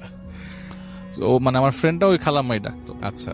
ও এই রিলেশনটা ওরকম ভাবে মেইনটেইন করে বলতো না। তো খালাম্মা বলতো, তো বলতো যে আমি দোতলায় দেখা করে যাই সব সময়, তো নক করব। তো নিচেই ওই মেয়েটা দাঁড়ায় আছে। এবং এই জগতে আসলে ওই মুহূর্তে 2010 সালে, আজ থেকে 9 বছর আগে, কুপি নিয়ে দাঁড়ায় আছে রাসেল ভাই। খুব অদ্ভুত, কুপি নিয়ে দাঁড়ায় এই সময় যেটা দেখা যায় না না, সচরাচর। উনি হ্যাঁ। ও মানে এটা ওই চিন্তা, ওই মুহূর্তে চিন্তা করতে করতে এক পর্যায়ে ওই মেয়েটাকে বলে, এই কিরে কুপি কেন, চার্জ লাইট নাই? তো ওই মেয়েটা কোনো উত্তর দেয় না। আচ্ছা, তো মেয়েটা বলে যে আসেন, এতটুকুই বলে এবং সিঁড়ি দিয়ে মেয়েটা উঠতে থাকে। তো মেয়েটার শরীরটা একদম অসার অবস্থা, মেয়েটা কি হাঁটতে পারে না নাকি। লাস্ট 2 বছর ধরে মেয়েটাকে দেখতেছে এই বাসায়। তখন মেয়েটা আরো ছোট ছিল, এখন 12 বছর বয়স। তো মানে মেয়েটা হাঁটতে পারছে না, উপরে উঠছে সিঁড়ি দিয়ে, মনে হয় উঠতে পারছে না। বলে কি রে, তোর শরীর খারাপ নাকি? তো কোনো উত্তর দেয় না। আচ্ছা, বলে যে খালাম্মা কোথায়, ওইটারও কোনো উত্তর নাই। বলে যে কারেন্ট কখন গেছে, এইটারও কোনো উত্তর নাই। উত্তর নাই। চুপ করে। তো আরো কয়েকবার জিজ্ঞেস করলো, তোর শরীর খারাপ? একটা পর্যায়ে না পারতে এরকম একটা উত্তর আসে, না, শরীর খারাপ না। না। আচ্ছা, তো সিঁড়ি দিয়ে উঠে ওই মেয়েটা ওই কুপির আলোতে, ও বলে যে কুপির আলো মোবাইল আলোর থেকে বেশি, তো মোবাইলও আলো মানে ছেড়ে রাখছে ও, আর কুপির নিয়ে মেয়েটা ওকে 3 তলায় উঠায় দেয়, ফ্ল্যাটে উঠাই দিয়ে ও মানে ওয়াশরুমে চলে যায়, কারণ অনেকক্ষণ ধরে বাসে ছিল, ওয়াশরুমে যাওয়া হয় নাই। তো ঢুকেই ওয়াশরুমে চলে যায়। ওয়াশরুম থেকে প্রায় 5-7 মিনিট পর বের হওয়ার পরে ফ্রেশ হয়ে বিছানায় শুতেই খাওয়ার টেবিলে চোখ পড়ে। খাওয়ার টেবিলে আপনার রকমারি খাওয়া সাজানো। এরকম কখনো হয় নাই যে আসার পরপরই মানে খাওয়া হয় নাই, আর খাওয়া মানে নর্মালি খাওয়া দাওয়া হয় আর কি। তো বাসায় ইলেকট্রিসিটি নেই, এত আয়োজন, টেবিল ভর্তি খাওয়া দাওয়া। তো যেহেতু ক্ষুধার্ত ছিল, মেয়েটা খাওয়াটাও রেখে গেছে মনে করে সবগুলা খাওয়া খায়, মোটামুটি খাওয়া খায়, সব খেতে পারে না, মানে বিরিয়ানি এই সেই। আর বাসায় এত এলাহি কাণ্ড, কিন্তু একটা মানুষের মুভমেন্ট দেখলাম না। ওই সময় তখন সন্ধ্যা 7টা 7:30 বাজে, ইলেকট্রিসিটি তখন নাই। তো ভাবছিল যে নিচে দোতলায় যে নক করবে, তো বলে যে না, একটু রেস্ট নিয়ে কিছুক্ষণ পর, কারণ ওকে যেতে হবে ওর গোডাউনে। তো ও কি করলো, যে 8টার দিকে বের হবে, একবার একটু রেস্ট নিয়ে যাই, খাওয়া দাওয়া করে একটু রেস্ট নেয়, কারণ দুপুরের খাওয়া হয় নাই। আর জ্যামে ছিল অনেকক্ষণ, বেশ শরীর খারাপ, মানে এক্সস্টেড ছিল, প্রায় ঘন্টাখানেক ঘুমাতে ঘুমাতে 9টা বেজেছে রাত। ও প্ল্যান ছিল 8টায় বের হবে, কিন্তু তখন বাজে রাত 9টা। তো উপরে মানে উঠে দেখে যে ওই খাওয়া দাওয়া ওই জায়গায় ভাবে পড়ে আছে। ও নিচে যায়, দোতলা নক করে, তো দোতলার থেকে কোনো সারা শব্দ নাই। আচ্ছা, তো নিচে নামতেই ওই ভাড়াটিয়া, ওই এতদিন ধরে আসতেছে, লাস্ট 2 বছর ধরে ওইখানে, মানে লোকজন দেখলেই বুঝে যায় না এটা এই বাসার মানুষ। তো ও দেখে যায় ভাড়াটিয়ারা নিচতলায় ঢুকতেছে, ও বের হয়ে যায়, আশেপাশের কাজকর্ম শেষ করে আবার রাত্রেবেলা ঠিক 10টায় ব্যাক করে। আচ্ছা, ওর প্রোডাক্ট চলে আসে ইন্ডিয়া থেকে। তো ওইগুলি দেখে চেক করে বাসায় আসে, 10টার দিকে ঢুকবে। আবারও দোতলা হয়ে যখন উপরে উঠতে যায়, তখন সে দোতলা আবার নক করে, কিন্তু দোতলাতে কোনো সারা শব্দ নাই, কোনো নকের কোনো রিপ্লাই নেই। প্রায় 2 মিনিট, 1 মিনিটের মধ্যে নক করলে মোটামুটি মানুষজন দরজা খুলে ফেলে, কিন্তু 2 মিনিট 3 মিনিট হয়ে যাচ্ছে, কোনো দরজা নক করে। তো একটা পর্যায়ে ফেড আপে উপরে উঠে যায়, মনে হয় কেউ নাই, হয়তো বা ভিতরে আসে, হয়তো শুনতে পাচ্ছে না। তো 3 তলায় যায়, 3 তলায় রুমে ঢুকতে দেখে খাওয়া আবারও গোছানো, খাওয়া দাওয়া একদম টেবিল ভর্তি খাওয়া দাওয়া। তো চিন্তা করতে থাকে, এত ফাংশন, এত বড় ফাংশন, এত আরামের খাওয়া, এত মজার খাওয়া, তাহলে বাসায় তো চিৎকার চাচামেচি থাকার কথা। ওই মধ্যে ইলেকট্রিসিটি চলে এসছে, চিৎকার চাচামেচি থাকার কথা, কিন্তু কোনো চিৎকার মানে কোনো মানুষজনই নাই, কিন্তু এত খাওয়া দাওয়া। ও খেয়ে ফেলে রাসেল ভাই। খাওয়া দাওয়া করার পরে ওর একটা পর্যায়ে তন্দ্রা চলে আসে, খেয়ে দিয়ে শুয়ে পড়ে। তো মোবাইল ফোন তখন যাবার যুগ, মোবাইল ফোন মানে এখন যেরকম স্মার্টফোন, ওই সময় স্মার্টফোন ছিল না, যাওয়া ছিল মোবাইল ফোন। নকিয়া ছিল ওর একটা মোবাইল ফোন, নকিয়া। তো ইউজ করতে করতে রাত্রে 12টা বাজে, তন্দ্রা আসার পর ঘুমায় যায়। হঠাৎ করে, এটা কিন্তু রাসেল ভাই দীর্ঘদিন যাবৎ প্ল্যান্ড কোনো ঘটনা না, এটা ওই দিন পৌঁছানোর পরের ঘটনা। হঠাৎ করে রাতে ঘুম ভাঙে, কে জানি ওর কাঁধ ধরে, ওই ফ্ল্যাটে খালি ও একা, কাঁধ ধরে টান দেয়। টান মানে কি, কাঁধ ধরে ডাকার জন্য যেরকম ঝাঁকানি দেয়, ওর কাঁধ ধরে ধাক্কাচ্ছে। ও উঠে দেখে কেউ নাই, কিন্তু উঠার সাথে সাথে দেখে যে দরজা নক করছে কে জানে। বলে এত রাত্রে, ঘড়ির মোবাইল ফোন দেখে, ঘড়ির কাটায় তখন রাত বাজে 1:30। ওয়াশরুমে একটু মুখটা ধুয়ে দরজাটা খুলতে যাবেন, আর দরজাটা আগে খুলুক, দেখে কে আসছে। দরজাটা খুলে দেখে সেই মেয়েটা কুপি নিয়ে দাঁড়ানো, যাকে দেখেছিল সন্ধ্যার সময়। কুপিনে সন্ধ্যার সময় যাকে দেখছিল, বিকালে না, সন্ধ্যায়, এবং কুপিনে দাঁড়ানো। তো এরকম ভাবে বলছে যে খালাম্মা আপনার সাথে দেখা করতে চায়, আপনি আসেন। বলে যে রাত তো এখন অনেক হয়েছে, তোমার খালাম্মারে বলে সকালে দেখা করো। বলে না, নায়ের যে বলে যে না যে বললো, মনে পুরো বিল্ডিংটা কেঁপে উঠছে, এত জোরে না, না আপনি এখন আমার সাথে আসবেন। আচ্ছা, তো একটু রীতিমতো বিরক্ত হয়ে যায়, এত রাত্রেবেলা দেখা করতে চাইছে। তো ও কি করে দরজা টরজা লাগে, নিচে নামবে প্ল্যানিং করতেছে, দেখি মেয়েটা উঠে ছাদের দিকে। হুম, এই কই যাও তুমি, নিচে আয়, তুই কই যাস, নিচে যা, নিচে নাম। বলে খালাম্মা উপরে, উপরে আসেন। ও ছাদে যায় ওই মেয়েটার সাথে, ছাদে যাওয়ার পরে ছাদের মাঝখান পর্যন্ত চলে যায়, তখন বলে যে ওই যে খালাম্মা দাঁড়ায় আছে, খালাম্মার সাথে দেখা করো। ও যাবে এমন সময় পিছনে তাকায় দেখে মেয়েটাও নিচে চলে গেছে, মেয়েটা নাই ওই জায়গাটাই, আর নাই। ওই সামনে যায়, সামনে যাওয়ার পরে আসলেই সেই মহিলা, সেই ভদ্র মহিলা ওই জায়গায় দাঁড়ানো। জিজ্ঞেস করলো, কি রে বাবা কেমন আছো তুমি, তোমার বাবা কেমন আছে? হুম। ফার্স্টেই গলদ, তোমার ওর বাবা বাবা মারা গেছে আরো 2 বছর, 3-4 বছর আগে। বলে, বাবা কেমন আছে, তোমার বাসার সবাই ভালো, তোমার মা ভালো? তো ও একটা পর্যায়ে স্টান্ড হয়ে যায়, কাহিনী কি, তোমার বাবা কেমন আছে? বলে, তোমার তো খালু বাসায় নাই, এই জন্য তোমাকে উপরে আসতে বললাম, আমি অনেকক্ষণ ধরে তার অপেক্ষা করতেছি। খালু বাসায় নাই মানে কি, মানে এটা কিরকম না, হ্যাঁ, ওনার হাজবেন্ড তো মারা গেছে। তো ও খুব ভরকে যায়, তো ও একটা পর্যায়ে মাথার ঘাম টাম ছুটতে থাকে। হুম, তো বলে যে আমি কনভারসেশনটা শেষ করার জন্য তাড়াতাড়ি উতলা হয়ে যাই, আমি নিচে নেমে যাব। তা আমি বলতে থাকি বারবার, খালাম্মা আমি এখন শুয়ে পড়ি, আমার সকালবেলা কাজ আছে, আমার মালগুলা তুলতে হবে ট্রাকে, ঢাকায় পাঠাবো, আমি চলে যাই নিচে। ওই মহিলা ওকে আসতে দিচ্ছে না এবং ওর কথার কোনো রিপ্লাই দিচ্ছে না, উনি যাবতীয় কথা বলছে, ওনার গ্রামের বাড়ির কথা, ওনার গ্রামের বাড়ির সাতক্ষীরা, সেখানকার কথা, সেখানকার ঘটনা বলতেছে। হুম। কাহিনী কি উনি থামতেছে না কেন, উনি কি আমার কথা শুনতেছে না, নাকি আমি ওনার কথা ভুল শুনতেছি? একটা পর্যায়ে বলে, তোমার আব্বাকে বইলো আমার কাছে দেখা করতে, আমি অনেকদিন যাবত তার জন্য অপেক্ষা করতেছি, আমি ওনার কাছ থেকে কিছু টাকা পয়সা পাই, এই জিনিসটা একটু আমার বাবাকে জানানো দরকার। হুম। বাবা মারা, ও বুঝে গেছে যে এখন যেটা হচ্ছে সবকিছু অস্বাভাবিক। সবকিছু হচ্ছে ওর লাইফ, মানে এগুলি সব ফেক, এগুলি কিচ্ছু না, আমাকে এখন দৌড়াতে হবে। ও দৌড়ায় বাসার নিচে, মানে বাসার নিচে চলে যায়, নিচ থেকে রিক্সা নেয়, রাত্রে 1:30টার সময় একটা রিক্সা পায়, রিক্সা নিয়ে কোনো মতে ভয়, এখন রাত 1:30 মানে তখন ভয়, ডাকাতের ভয়, তখন আর এসবের ভয় না, প্যারানর্মাল ভয় না, রাত্রেবেলা অন্ধকার মফস্বল এরিয়াতে রাত্রে 1:30টায় ওইখানে হাইওয়ে ক্রস করে, অনেক ভয়াবহ রাত। 2010 বললেও কি, আপনি এখন যারা থাকে তারা দেখুক না, রাত্রে 1:30টায় বের হয়। সেটাই। তো উনি কোনো মতে ওনার গোডাউন পর্যন্ত যায়, দরজা অনেকক্ষণ ধাক্কানোর পরে ওনার গোডাউনের লোকজন খুলে, উনি গোডাউনে দিন রাত কাটায়। পরের দিন সকালবেলা বাসায় যায়, কারণ ব্যাগ বাসায়, ওই ব্যাগের ভিতরে মানি ব্যাগ টানি ব্যাগ সব। তো ওকে তো কয়েকদিন চলতে, মানে মানি ঢাকায় ব্যাগ করতে হলে তো মানি ব্যাগ লাগবে। তো ওর জিনিসপত্রগুলো আনতে যায়, এমন সময় দরজা অনেকক্ষণ নক করে, তখন সকাল 10টা-11টা বাজে। অনেকক্ষণ নক করার পরে পাশের ফ্ল্যাট থেকে এক লোক আসে। পাশের ফ্ল্যাট থেকে লোক এসে বলে যে, কি ব্যাপার ভাই, আপনি দরজা নক করতেছেন কেন? বলে যে, খালাম্মা কোথায়, খালাম্মার সাথে আমার তো দেখা করা দরকার, কালকে রাত্রেবেলা ছাদে কথা হলো। ওই লোকটা তখন মাথা চুলকাইতেছে, ছাদে কথা হলো মানে কি? বলে, খালাম্মার সাথে একটু দেখা করা দরকার, উনি রাত্রেবেলা কথা বললো, কি বললো বুঝি নাই, উল্টাপাল্টা, এখন একটু কথাবার্তা বলে যাই, দরজা নক করতেছে, কেউ খুলতেছে না। বলে, কি বলে না বলতে হবে, উনি তো 25 দিন আগে মারা গেছে। ওনার ছেলেরা কয়দিন আগে ওনার কবর জিয়ারত করতে সাতক্ষীরায় গেছে, আর উনি ওনার সাথে কথা হচ্ছিল।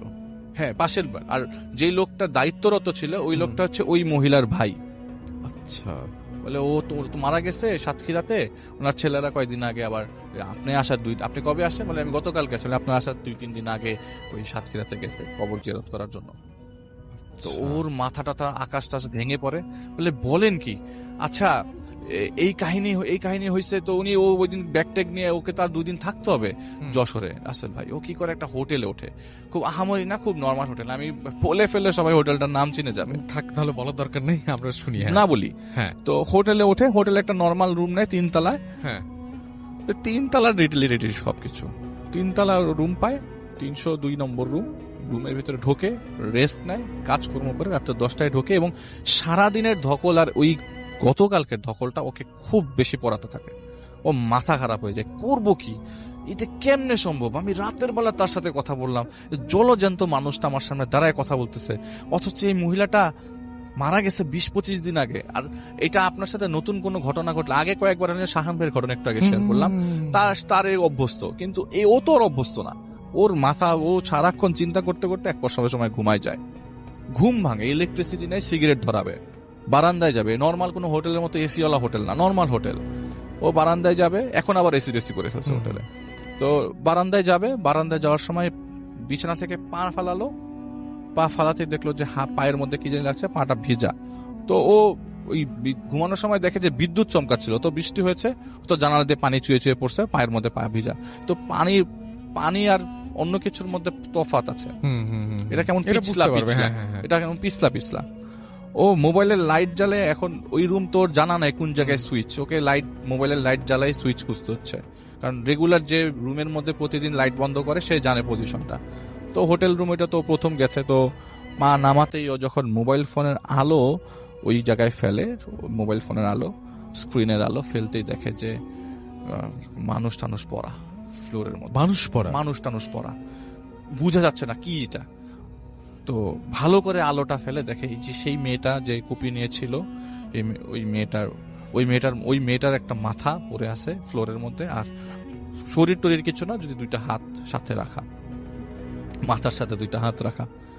এইটা দেখার পর ও দরজা খুলে এখান থেকে নিচে নেমে যায়, দৌড়ায় নিচে নেমে যে লোকজন ডাকে, জড়সড়ো করে পুরা হোটেল, যে মানুষগুলা ঘুমন্ত সবাইকে জাগায়, কারণ এক রুমে ঘটনা ঘটছে, এক চিৎকারে সবাই উঠে গেছে। সবাই রুমে এসে দেখে কিচ্ছু নাই, লাইটটা জ্বালা নাই, কিচ্ছু নাই, নাথিং ওয়াজ দেয়ার, কোনো কিচ্ছু ছিল না। সবাই বলতেছে না এটা আপনার ঘুমের মধ্যে ভুল, অথবা এটা আপনি ঘুমের মধ্যে কোনো স্বপ্ন দেখছেন, অথবা আপনার বলে না রে ভাই আমি পা দিয়ে ফিল করছি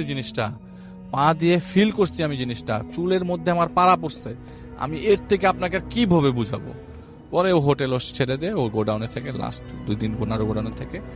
কিন্তু মজার বিষয়, সে যখন ওই বাসায় যায় আবারও ওই লোকের কাছে, এবার ওই জানে দরজা নক করছে ওই দরজায়, বলে যে ওনাদের বাসায় যে একটা কাজের মেয়ে ছিল, ওর এটা কিউরিওসিটি, কাজের ওই মেয়েটারই তো মাথা দেখলো, বলে ওই মেয়েটার কি হয়েছে, ওই মেয়েটা কোথায়, মেয়েটা থাকে না এখানে। ও বলে নাই যে মেয়েটার সাথে দেখা হয়েছে, মেয়েটাই তো ওকে খাওয়া দাওয়া দিচ্ছে, এটা ওর মনে হচ্ছিল। বলে মেয়েটার একটা সমস্যা হয়েছে ভাই, এটা তো আমি ওনার কথাই জানতে চাচ্ছিলাম যে হ্যাঁ কি খবর। হ্যাঁ বলে যে মেয়েটারই আসলে কি বলবো, আসলে মানুষ মারা গেলে ওই যে ভাগ্য দোষ বলে, মনে হয় যে ওর সমস্যা হয়ে গেছিল।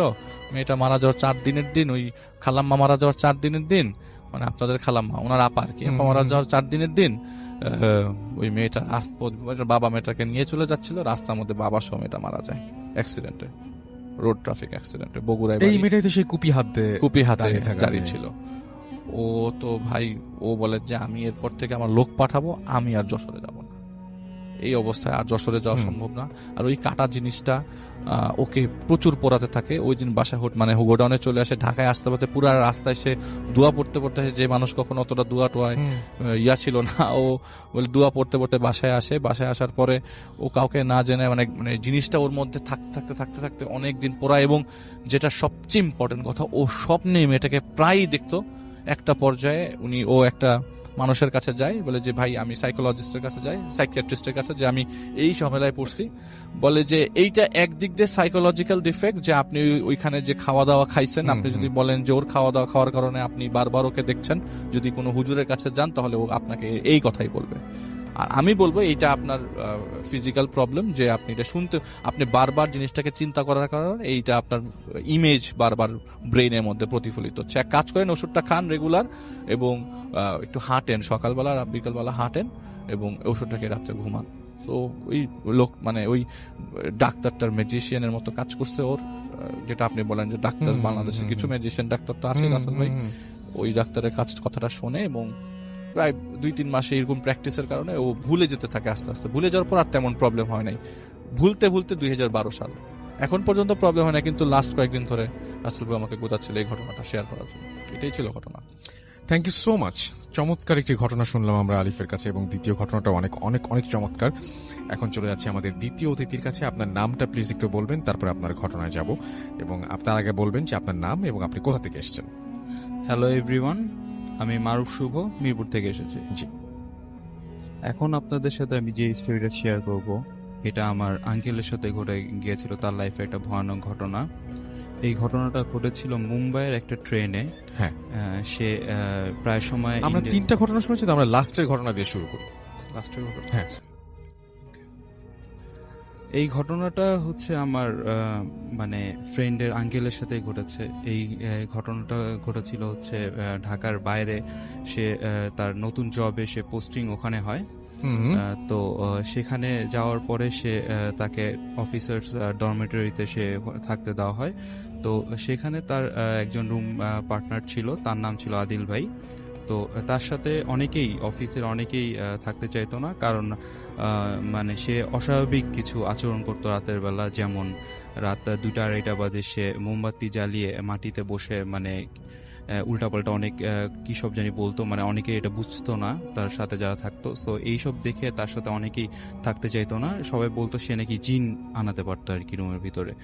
তো এই বিষয়টা আমার আঙ্কেল যখন জানতে পারে, তো সে একটু আতঙ্কিতই ছিল। তো তার সামনে সে কখনো এই টাইপের কোনো কিছু করেনি, কিন্তু মানে রাত 2টা-2:30 দিকে মাঝে মাঝে তার কাছে ম্যাচ চাইতো, তাকে অনেক সাউন্ড করতো রুমের মধ্যে, তার ডিস্টার্ব ফিল হতো। তো সে চিন্তা করলো সে রুমটা ছেড়ে দিবে। তো সে রুম ছাড়ার আগে সে 3 দিনের ছুটিতে ঢাকায় আসছিল। তো ঢাকা থেকে ছুটি কাটিয়ে সে যখন অফিসে ব্যাক করলো, সে জানতে পারে যে আদিল ভাই 1 সপ্তাহ ছুটিতে ঢাকার বাইরে গেছে। মানে ঢাকার বাইরে বলতে মানে তার বাড়িতে গেছে আর কি। তো এটা জানার পরে আমার আঙ্কেল মানে ডিসিশন নিল যে আদিল ভাই যেহেতু নাই, তো এখন রুম চেঞ্জ করবে না, সে ফিরলে সে তখন রুমটা চেঞ্জ করবে। তো 2 দিন পরে রাতের বেলা সে ঘুমাচ্ছিল। সো সকালবেলা উঠে সে দেখতে পেল আদিল ভাইয়ের বেডের মানে তোষক চাদরগুলো জড়ো করে মানে গেটের সামনে রাখা। তো সকালবেলা সে এই জিনিসটা যখন দেখলো, সে তখন একটু অবাক হলো এবং ভয়ও পেল যে রুমে তো কেউ তখন ছিল না, সে বাদে গেট লাগানো ছিল ভিতর থেকে। তো এই জিনিসটা কে করলো? তো এই ব্যাপারটা সে কারোর সাথে তখন শেয়ার করেনি। তো ওই দিন আর কারোর সাথে শেয়ার করেনি। তো ওই দিন রাতের বেলায় সে যখন ঘুমালো, তখন সে একটা রাত 2টা-2:30 দিকে একটা সাউন্ড পেল, মানে গোঙানি টাইপের একটা সাউন্ড। আদিল ভাই এই সাউন্ডটা মাঝে মাঝে করতো রুমের ভিতরে। আচ্ছা। তো এই সাউন্ডটা পাওয়ার পরে সে ঘুম থেকে উঠলো। ওঠার পরে তার পায়ের দিকে সামনে তার চোখ গেল, সে দেখতে পেল সেম আদিল ভাইয়ের মতোই চেহারার একটা লোক, বিভৎস চেহারা তার, কিন্তু সেম আদিল ভাইয়ের মতোই দেখতে। সে বসে আছে পায়ের কাছে। তো এই বিষয়টা দেখে সে ফার্স্ট অবাক হলো এবং তাকে ভয় পেয়ে তাকে বললো যে আপনি রুমে আসলেন কিভাবে, গেট তো লাগানো ছিল। তো এটা বলে সে দৌড় দিয়ে গেট খুলে রুম থেকে বের হয়ে গেল। আচ্ছা। তো বের হয়ে যাওয়ার পরে তার বাকি আর আশেপাশে আরো কলিগরা যারা ছিল তাদেরকে বলল যে আদিল ভাই রুমের মধ্যে দেখলাম গেট তো লাগানো, অদ্ভুত টাইপের একটা ব্যাপার। তো দারোয়ান এদেরকেও জিজ্ঞেস করলো, যারা গার্ড ছিল অফিসের, তারা বললো যে তাকে তো ভিতরে ঢুকতে কেউ দেখেনি। তো পুরো অফিসে তাকে খোঁজা হলো কিন্তু পাওয়া গেল না। তো সে তার পরের দিন ভোরবেলা সকালে আদিল ভাইয়ের বাসায় ফোন দিল। তো বাসায় ফোন দেওয়ার পরে তার ওয়াইফ যেটা বললো যে সে অনেক অসুস্থ, হসপিটালে ভর্তি। আচ্ছা। তো সেদিন বিকেলের দিকে নিউজ আসলো আদিল ভাই মারা গেছে। সে এখন এই দুনিয়াতে বেঁচে নেই। এই ব্যাপারটা শোনার পরে সে অনেক ভয় পেয়ে গেল।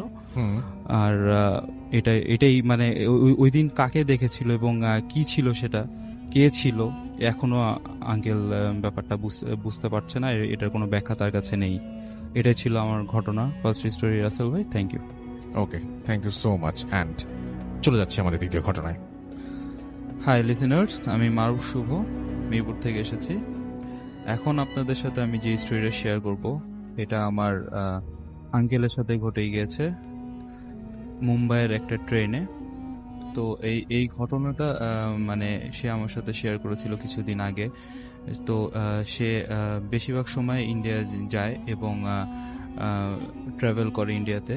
তো একদিন সে মুম্বাই থেকে কলকাতায় আসছিল ট্রেনে। তো সে ছিল এবং তার সাথে আরো 2 জন ছিল, তারা ইন্ডিয়ান ছিল। তো তারা একটা কম্পার্টমেন্ট নেয়।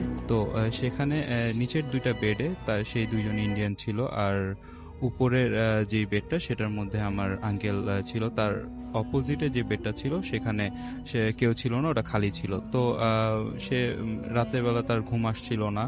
তখন রাত প্রায় 2:30 হবে।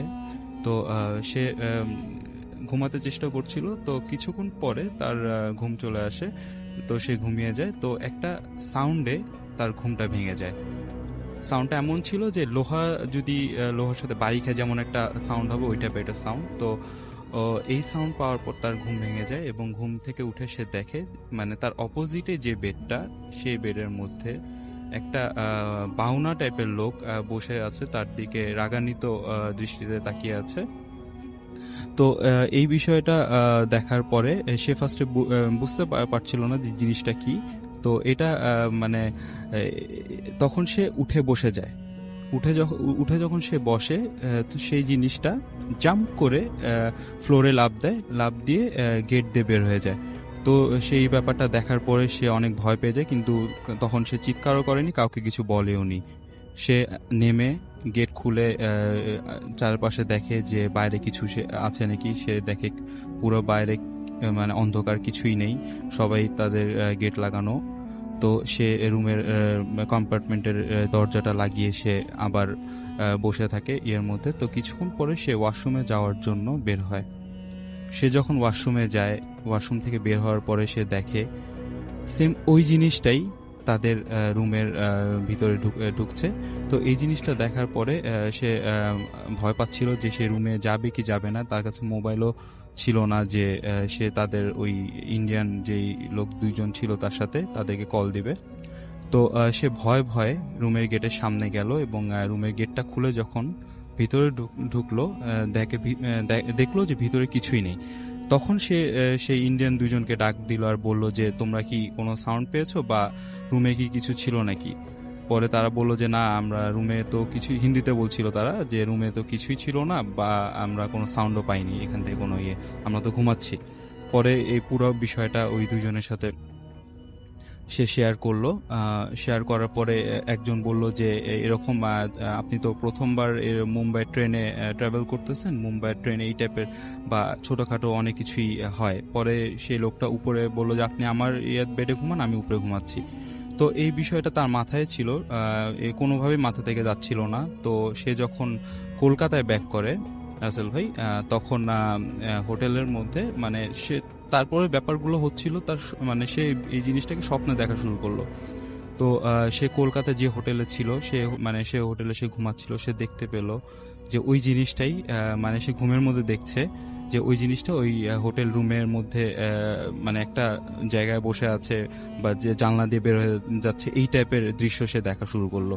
সে বুঝলো যে এই ব্যাপারটা আসলে অনেক খারাপ দিকে যাচ্ছে। তো সে বাংলাদেশে ব্যাক করে। বাংলাদেশে এসে তার এলাকার একজন হুজুরের সাথে সেই ব্যাপারটা শেয়ার করলো যে তার সাথে এরকম মুম্বাই ট্রেনে এই টাইপের একটা ঘটনা ঘটেছে এবং তারপরে থেকে সে স্বপ্নে ওই জিনিসটাকে দেখা শুরু করলো। তারপর হুজুর তাকে কিছু দোয়া পড়ে শুতে বললো। তারপর থেকে রাসেল ভাই ওই জিনিসটাকে সে কোনোদিন দেখেও নি এবং তাকে অনুভবও কোনোদিন করেনি। এই ছিল আমার স্টোরি রাসেল ভাই। থ্যাংক ইউ সো মাচ আপনার ঘটনার জন্য, আপনাকে অনেক ধন্যবাদ। আলিফ, আপনার সাথে একটু কথা বলতে চাই। সেটা হচ্ছে যে আমরা তো মানে এরকম তো নিশ্চয়ই লিসেনারদের কাছে অনেক সময় শুনে থাকেন যে লিসেনাররা বলছে যে আমরা অনেক সময় লাইভ শুনতে পারি না, পরে ইউটিউব থেকে শুনি, রাইট? তো আমি চাচ্ছি যে আলিফ যেহেতু আছেন এই দিনই এই ঘোষণাটা দিতে। আমাদের ফেসবুক পেজে অলরেডি আপলোড করা হয়েছে যে কামিং সুন রেডিও ফুর্তির যে ইউটিউব চ্যানেল, যেখানে ভূত এফএমের সব এপিসোড পাওয়া যাবে। কেমন লাগছে এই ব্যাপারটা? অনেক ভালো। এখন আমি সবাইকে বলতে পারবো, অনেকে জিজ্ঞেস করে যে তুমি যে গেছো ওই এপিসোড গুলা কি পাবো নাকি? আমি বললাম আপনি পাবেন অবশ্যই। বলে যে আমি বলে অনেকে আপলোড করে ইউটিউবে, ওইখান থেকে শুনতে পারেন। আমরা হয়তো এখন বিরতি দিয়ে শুনবো, মানে আজকে যে এপিসোডটা হয়েছে সেই এপিসোডটা হয়তো অনেকদিন পরে শুনতে পাবে, চলে আসছে হঠাৎ করে। বাট আমরা এখানে আপলোড করছি এবং তাতে যেটা সুবিধা হবে, অনেকে আমাদের লেখেন যে আপনাদের সাউন্ড কোয়ালিটি এরকম কেন, কিন্তু আমরা আসলে তো আপলোড করি না। এখন আমরা যদি আপলোড করা শুরু করি তাহলে best sound quality, audio quality হবে এবং বেস্ট থাকবে। আশা করছি যে আপনাদের সবার ভালো লাগবে। আমি রাসেল ভাই একটা জিনিস সাজেস্ট করতে চাই যে যদি এরকম হয় কোন একটা ভালো ভালো স্পেশাল অকেশন আসলো, এখানে একদম লাইভ ভিডিও করে যদি ইন্টারনেটে ইনশাআল্লাহ আমাদের সেরকম প্ল্যান আছে। তাহলে মানে আমাদের লিসেনারও আশা করি অনেক বেশি উদ্বুদ্ধ হবে শোনার জন্য। ইনশাআল্লাহ যদি লিসেনাররা সঙ্গে থাকেন, এবং আলিফ যেটা বললেন সেটা আমরা অবশ্যই ইনশাআল্লাহ একদিন আপনাদের সামনে করব, এবং আপনারা যদি চান তাহলে এখনো সময় আছে। আলিফকে তো সাপোর্ট করবেন আমরা এমনি জানি, তারপরে যারা যারা চান আমাদেরকে জানান। তো আলিফ, থ্যাংক ইউ সো মাচ আসার জন্য, এবং অনেক অনেক ধন্যবাদ। ইনশাআল্লাহ আবার দেখা হবে। আসসালামু আলাইকুম রাসেল ভাই, আমি আমার নাম বলতে চাচ্ছি না, তবে প্রফেশনটা আমাকে বলতেই হবে। I M a doctor. Just recent আমার জীবনে ঘটে যাওয়া একটি ঘটনা শেয়ার করব, and it's about black magic, যেখানে আমাদের নবী হযরত মুহাম্মদ সাল্লাল্লাহু আলাইহি ওয়াসাল্লাম রেহাই পায়নি। তো আমি কে? ঘটনা আমার হাজবেন্ডকে নিয়ে। সে মিডিয়ার একজন, নাম বলে তাকে অনেকেই চিনবেন, আমি তার পরিচয়টা এই জন্য আরো দিতে চাচ্ছি না, আর স্টুডিওতে আরো এই জন্য আসতে চাচ্ছি না। এনিওয়ে, যুক্ত কারণেই অপারগ হয়ে ফোনে আমার হাজবেন্ড একজনের সাথে খুব রুড বিহেভ করতে বাধ্য হয়। Just 1 month after that time প্রবলেমগুলো শুরু হয়। হঠাৎ তার বিহেভে একটা চেঞ্জ আসে। আমি এবং আমার বাসার সবাই এবং আমার বেবির উপর সেটার খুবই প্রভাব পড়ে। আমরা লক্ষ্য করি যে সে যেন আর মানুষ নেই, এত খারাপ ব্যবহার, ফর নাথিং। ইভেন ডিভোর্সের কথাও সে আমাকে বলে, বাসা থেকে চলে যেতে বলে, এবং ফর নাথিং। এটাই খুব আশ্চর্য, তার হিংস্রতাটা মানে বেড়েই চলছে দিনকে দিন। অস্বাভাবিকতাটা দেখে বোঝাই যায় যে এখানে মানে আমার তখন মনে হয় যে এখানে কোনো একটা অন্যরকম একটা কিছুর মানে একটা কারণ থাকতে পারে, অন্যরকম কিছু, যে কারণে আমি তাকে ক্ষমা করে দিই। তো আমি আমার বাসায় চলে যাই এবং আমি একটা অভিযানে নেমে পড়ি। হোয়াই এমন কেন হবে সে? 1, 2 নয়, 3 জায়গা থেকে আমি জানতে চাই ব্ল্যাক ম্যাজিক সম্পর্কে, এবং তার নাম দিয়ে যে হ্যাঁ তার উপর ব্ল্যাক ম্যাজিক করা হয়েছে। 1 মাস পর ও আমাকে নিতে আসে আমার বাসায়। তো আমিও ফিরি ওর কাছে, কারণ ওর সান্নিধ্যে থাকাটা ওর দরকার ছিল। ওকে অনেক কিছু মানে পানি, দোয়া এগুলো দিতে হবে, যে কারণে আমি পরে বাসায় চলে আসি, এবং আস্তে আস্তে ওর অনেকটা ইমপ্রুভ। এখনো 30% বাকি আছে। আমি বলবো ও অনেক ভালো ছিল। ওর চেঞ্জটা যে কারণে তাকে ব্ল্যাক ম্যাজিক করা হয়, এবং ওই যে বললাম এখনো 30% মতো তার বাকি আছে। তো ব্ল্যাক ম্যাজিকটা তাকে করা হয়েছে তার নাম এবং ফটো দিয়ে করা হয়েছে, এবং এটা যে করেছে সে ফেসবুক থেকে খুব ইজিলি মানে কালেক্ট করেছে। এখন তো ফেসবুকে এগুলো পাওয়াটা খুবই অ্যাভেলেবল। এখন তার উপর প্রভাব অনেকটাই কমে এসেছে, আর আমি আসলে এখন একটা অস্ত্রও পেয়ে গেছি এটার সাথে লড়াই করার। আল্লাহর শক্তির কাছে কিন্তু সব শক্তি পরাজিত। আমি, আমার বেবি আর আমার হাজবেন্ড অনেক সুখী ছিলাম। এখনো আল্লাহর রহমতে স্বীকার করব অনেকটা সুখী আছে, এবং আপনারা সবাই আমার জন্য দোয়া করবেন। আর যে ব্ল্যাক ম্যাজিক করেছে তার আমি শাস্তিটা চাই, এবং আমি মানে শাস্তি তার হবে। আমি তখনও আবার আপনাদের কাছে শেয়ার করব, হয়তো নাম বলবো না। দোয়া করবেন আপনারা আমার জন্য। ভালো থাকবেন।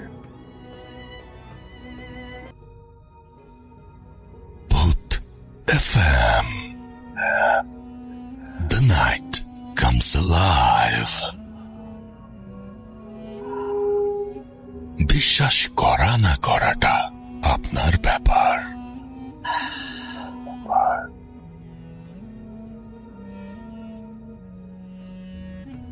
Welcome back. শুনছেন রেডিও ফুর্তি রেড এফএম। আমি রাসেল আছি সাথে, এবং ঘড়িতে সময় রাত 1:30। যদি আমাদের ইমেইল করতে চান, আমাদের ইমেইল অ্যাড্রেস হচ্ছে bhutfm@radiofurti.fm, which is bhutfm@radiofurti.fm। আপনার নাম, ঠিকানা এবং ফোন নাম্বার সহ আপনার জীবনে ঘটে যাওয়া বা আপনার জানা সেরা ঘটনা লিখে পাঠিয়ে দিন আমাদের কাছে। ঘটনার শুরুতে অবশ্যই উল্লেখ করুন ঘটনাটি আপনি স্টুডিওতে এসে শেয়ার করতে চান, নাকি আপনি চান আপনার ঘটনা আমরা পড়ে শোনাই। যারা দেশের বাইরে রয়েছেন তারা সরাসরি অডিও ক্লিপ পাঠাতে পারেন বা লিখেও পাঠাতে পারেন ঘটনাটি। আর আমাদের যে ফেসবুক পেজ দুটো আছে সেই পেজ দুটো ভিজিট করতে পারেন, www.facebook.com/radio.furti, www.facebook.com/bhutfm.russell, এবং একই সাথে আমাদের যে টুইটারের পেজটা রয়েছে আর যে মানে রাসেলের, সেটা হচ্ছে যে Russell_BhutFM। আপনি টুইটারে গেলেই পেয়ে যাবেন, এবং আশা করছি যে এটা আপনারা আসবেন এবং আপনারা জানাবেন যে কার ঘটনা কেমন লাগছে, কি অবস্থা। আমরা চলে যাচ্ছি আমাদের শেষ অতিথির কাছে, তার ঘটনা শুনবো। আপনার নামটা প্লিজ একটু বলবেন, তারপর আপনার ঘটনায় যাব। কোথা থেকে এসেছেন সেটাও একটু কাইন্ডলি বলবেন। ধন্যবাদ রাসেল ভাইয়া। আমি রাসেল আহমেদ, আমি এসেছি ধানমন্ডি থেকে। তো আমাকে আজকে ডাকার জন্য ধন্যবাদ জানাচ্ছি। আমরা ঘটনায় চলে যাই আমি সরাসরি ভাইয়া ঘটনায় চলে যেতে যাচ্ছি। প্লিজ। এই ঘটনাটি ভাইয়া জি। এটা কারো দাদির মুখে বা নানির মুখে শোনা গল্প নয়, এটি আমার পরিবারে ঘটে যাওয়া একটি বাস্তব ঘটনা। আচ্ছা, এই ঘটনাটি ঘটে গিয়েছে আমাদের গ্রামের বাড়িতে। সো যেহেতু এটি গ্রামের বাড়ির ঘটনা, সো আমার বাড়িটার ডিসক্রিপশন আমি একটু দিতে যাচ্ছি, তাহলে দর্শকরা সেটার সাথে খুব বেশি কানেক্ট হতে পারবে। সো ভাইয়া, আমাদের গ্রামের বাড়িটা ছিল এমন একটা বাড়ি যেটা অনেকটা বাংলো বাড়ির মতো বলা যায়। তার সামনের দিকটা একটা বিশাল জঙ্গল ছিল, জঙ্গলের পাশে একটা বড় পুকুর ছিল আমাদের। সো পুকুর পারে ভাইয়া চালতা গাছ তো আপনি দেখেছেন। তো নর্মালি চালতা গাছ যেরকম হয়ে থাকে তার চেয়ে বিশাল বড় একটা চালতা গাছ ছিল পুকুর পারে। তারপরে আমার বাড়ির যে রাস্তাটা ছিল সেই রাস্তাটা সরু একটা রাস্তা ছিল, রাস্তার শেষ প্রান্তে একটা বিশাল পুরাতন আমলের আম গাছ ছিল। সো আম গাছটা এতই বড় ছিল এবং এই আম গাছের নিচে অনেক ঘটনা প্রত্যক্ষদর্শীরা প্রত্যক্ষ করেছে। সো অনেকেই রাতের বেলা মাঝরাতে সেখানে সাদা ধবধবা মুরগির বাচ্চা দেখতে পাইতো। তারপরে আরো অনেক ঘটনা ছিল, আমি এগুলোতে আসবো। তার আগে ভাইয়া, এটা আমার বড় কাকার সাথে ঘটে যায় ঘটনাটা, আমি ওই সরাসরি ঘটনায় চলে যাচ্ছি। সো আমার কাকা তিনি সরকারি চাকরি করতেন। তো সে দেশের বাড়িতে যখন ছিল, চাকরি হয়ে যাওয়ার পর সে ঢাকায় চলে আসে। তো গ্রামে যখন ছিলেন তিনি দেখতাম ওই যে চালতা গাছে প্রতি শনিবারে এবং মঙ্গলবারে তিনি করতেন কি একটা বিশেষ ধরনের খানার আয়োজন করতেন, যেটাকে ভাইয়া ভোগ বলা হতো। আপনি হয়তো বা ভাইয়া ভোগ বলতে অনেকে আমাদের বুঝে না। তো ভোগ হচ্ছে যে একটা, এটা বোঝানো লাগবে না, ভূত এফএম যারা শোনেন তারা আমি শিওর যে বোঝেন। হ্যাঁ, ওই টাইপের মানে আধ্যাত্মিক কিছু ভূতের খাবার। তো সেখানে গজার মাছ এবং রাজহাঁসের ডিম, কাঁচা রসগোল্লা এগুলো থাকতো।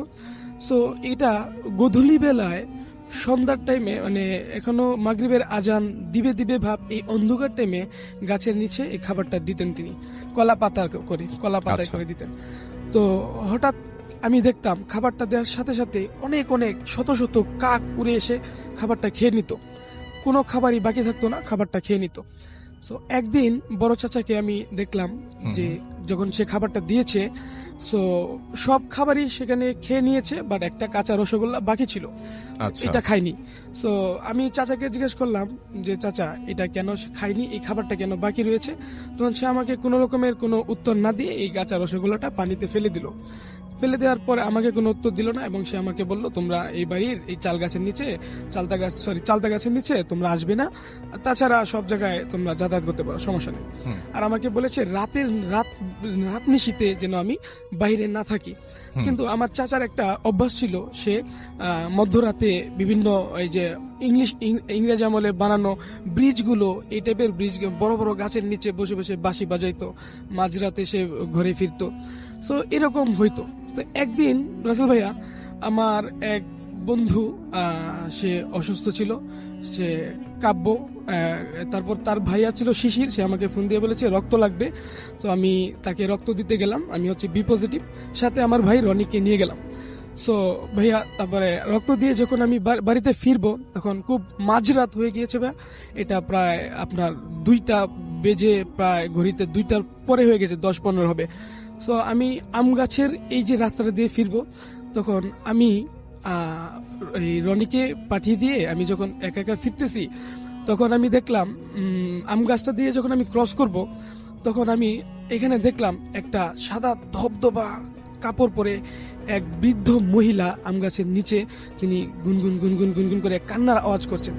তো আমি যখন মাঝরাতে এটা দেখলাম, আমার মনে হইল যে আমি হ্যালোসেশনে ভুগতেছি, মনের ভিতরে একটু ভয় ভয় ছিল, এই জন্য বোধহয় আমি এমনটা প্রত্যক্ষ করতেছি। কিন্তু ভাইয়া, আমি অ্যাকচুয়ালি এমনটা দেখার জন্য বা বলার জন্য কখনোই প্রস্তুত ছিলাম না।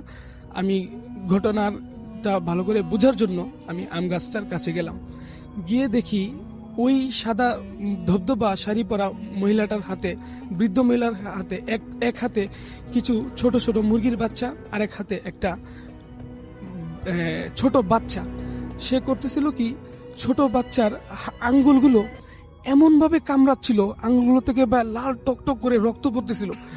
তারপরে আমি এই ঘটনাটা দেখার পরে আর এই আম গাছ দিয়ে বাড়িতে যাব সেটা কখনোই পারিনি। আমি পিছন দিকে দৌড় দিলাম, দৌড় দিয়ে আমার এক বন্ধুর বাড়িতে গিয়ে উঠলাম। সেই বাড়ির সামনে গিয়ে যখন আমি পড়ে গিয়েছি শব্দ শুনে, তার আম্মু আমাকে রুমে নিয়ে গেল এবং আমি সেখানে, তারপরে কি হয়েছিল আমি আর বলতে পারি না। তো সকালবেলায় আমি তাকে ঘটনাটা বলার পরে তিনি আমার বড় কাকার কাছে সেটা গিয়ে বললাম। বড় কাকা তখন আমাকে ওই দিনের ঘটনাটা বললো যে ওই দিন যে রসগোল্লাটা কাকে খায়নি, ওইটা কেন খায়নি, কারণ ওটা কেউ একজন স্পর্শ করেছিল, খেয়ে নিয়েছিল, এই জন্য সেটা খায়নি। তো ওই দিন রাতের বেলা আমার কাকা যখন, আরেকদিন রাতের বেলা আমার কাকা মাঝরাতে যখন বাড়িতে ফিরতেছিল, সে একটা ডিশের মধ্যে কিছু ইলিশ মাছ আর কিছু এটা তো আরেকটা ঘটনা মনে হয়। না না ওই ঘটনাটাই নিয়ে সে বাড়িতে ফিরতেছিল। তখন ওইখানে সে অনুভব করলো কেউ যেন তাকে আম গাছের নিচে পিছন থেকে ডাকতেছে। তো সে এটাকে কান্না দিয়ে, তার নিজের খুব ভার লাগতেছে শরীরটা, সে চলে আসলো, সাহস দেখে চলে আসলো। এসে আমার চাচি দরজা খুলে রেখে ঘুমায়, কারণ সে রাত বিরাতে ঘরে ফিরে, এই জন্য। তো সে হঠাৎ করে ধপাস করে রুমের সামনে এসে দরজার ভিতরে রুমে পড়ে গেল। পরে গিয়ে সে যেভাবে পড়লো, যে জায়গাগুলোতে সে আঘাত পেয়েছিল সেই জায়গাগুলো অ্যাবনর্মাল হয়ে গিয়েছিল, সে কথা বলতে পারতো না, বোবা হয়ে গিয়েছিল। তারপর এটা নিয়ে আমরা তাকে অনেক চিকিৎসা দেই, অনেক ট্রিটমেন্ট দেই, এই ভালো না হয় কবিরাজি চিকিৎসাতে যাই, তারপরেও সে যখন ভালো না হয়, তারপরে এইভাবে সে অনেক দিন অ্যাবনর্মাল প্যারালাইসিস ভাবে সে বেঁচে ছিল। তো 1 বছর হয়ে গিয়েছে আমার কাকা মারা যায় এই ঘটনার কারণে। এই ছিল ভাই আমার ঘটনাটা, এটা Thank শেয়ার you. করতে দেওয়ার জন্য অনেক ধন্যবাদ। থ্যাংক ইউ সো মাচ, আপনি কষ্ট করে এসেছেন সেজন্য আপনাকে অনেক অনেক ধন্যবাদ। আসসালামু আলাইকুম রাসেল ভাইয়া। আমি যে ভূত এফএমকে চালিয়ে নিয়ে যাচ্ছি, এটা একটা নাতির মাধ্যমে এক দাদা শোনার পরে ওই দাদা ওই নাতির সঙ্গে গল্প করেছিল যে ওই একটা ঘটনা নাকি তার কাছেও আছে, সেটা শেয়ার করতে হবে।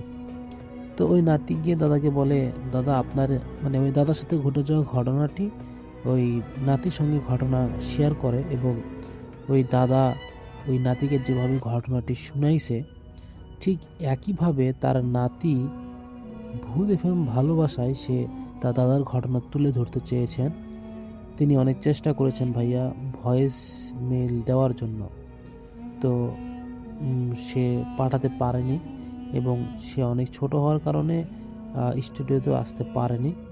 তো উনি আমাকে ওর দাদার মুখ থেকে ঘটনা শুনে ঠিক একইভাবে, মানে তার দাদা যেভাবে তার নাতিকে ঘটনাটি শুনিয়েছিল একইভাবে আমার কাছে উপস্থাপন করেছে এবং বলেছে, ভাইয়া মানে আমার দাদা যেভাবে আমাকে ঘটনাটি শুনিয়েছে ঠিক একইভাবে আপনি ঘটনাটি রেকর্ড করে একটু সবাইকে শোনালে খুশি হব।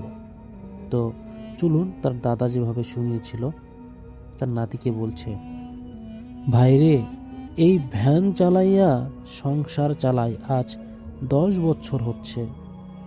কত মানুষ উঠাইলাম, কত জায়গায় গেলাম, কিন্তু সেই অমাবস্যার রাতের কথা মনে পড়লে আজও আমার কলিজা শুকাইয়া যায়। সেই দিন যা দেখেছিলাম ওইটা কোনো মানুষ ছিল না, আর ওইটা আমি আমার জীবনে, আমার ভ্যান চালানোর জীবনে কখনো ওই রকম মানুষের মতো অবয়ব দেখিনি। এই ঘটনাটির শুরু সেদিন ছিল পৌষ মাসের শেষের দিকে হবে দাদা বলেছিল, এবং হাড় কাঁপানো শীত আর কুয়াশায় 2 হাত দূরের জিনিস ভালোভাবে মানে স্পষ্টভাবে দেখা যায় না। রাত তখন প্রায় 11:30। আমি বাজার থেকে শেষ খ্যাপ মায়েরা বাড়ির দিকে ফিরতাছি। ভাবছিলাম আর কাউরে নিব না, কিন্তু মেইন রোডের মোড়ে আসতেই দেখি এক লোক দাঁড়িয়ে আছে, পরনে একদম ধপধপে সাদা পাঞ্জাবি আর মাথায় কি সুন্দর সাদা একটা টুপি। লোকটা হাত উঁচাইয়া আমাদের থামাইল। আমি জিগাইলাম, কাকা কই যাইবেন? লোকটা নিচু গলায় আমাকে বলল, আমি পদ্মপুকুর শ্মশানের ওই পাড়ের যে পুরনো বট গাছটা আছে ওইখানে যেতে চায়, আমাকে নামাইয়া দিবা সেখানে। বুকের ভিতরটা আমার এই কথা শুনেই কেমন জানি করে উঠল। ওই লোকটা বা ওই এলাকা, যে এলাকায় এই হুজুর মানুষটি যাবে, ওই এলাকা এমনিই ভালো না, তার উপর আবার রাতের বেলা, অনেক রাতও হয়ে গেছে। কিন্তু লোকটি যখন বলল আমাকে, আমি প্রথমে বলেছিলাম যে না, আমি সেখানে যাব না, কিন্তু ওই লোকটি আমাকে লোভ দেখায়, বলেছে ভাই শুধু আমাকে নামায়া দিলেই হইব, আমি আপনাকে 3 ডবল টাকা দিব। তখন আমি নিজে ওই লোকের ভাড়া ডাবল দেওয়ার কথা শুনে আমি খুব লোভে পড়ে যাই। আমি ভাই খুবই অভাবী মানুষ, আমি 2টা টাকা বেশি রোজগার করে যদি তোর দাদির কাছে যাই আরো বেশি ভালো লাগে, আমরা আনন্দ করি। আমি তারপর তার কথাই না করতে পারলাম না। লোকটা ভ্যানের পিছনে বসার পর থেকে ভ্যানটা কেমন জানি ভারী হইয়া গেল, মনে হইতাছিল 4-5 জন মানুষ একলগে ভ্যানে উঠছে। আমি প্যাডেল মারতে মারতে ঘামাইয়া যাইতাছি, কিন্তু চাকার ঘরে কই। অথচ শীতের রাইতে বাতাস বইতাছে, কনকনে ঠান্ডা, ঠিক এখনকার সময় যেমন তেমন। মাঝপথে আমি একটা বিড়ি ধরাইলাম, ভাবলাম একটু কথা বলি লোকটার সাথে। আমি জিগাইলাম, কাকা এই রাতে একা একা শ্মশানের ওইদিকে কার বাড়িতে যাইবেন? পেছন থেকে আমাকে কোনো উত্তর দেয় নাই। আমি আবার জিগাইলাম। এবার লোকটি আস্তে কইরা বলল, আমি কারো বাড়িতে যাব না, আমি নিজের বাড়ি ফিরতাছি।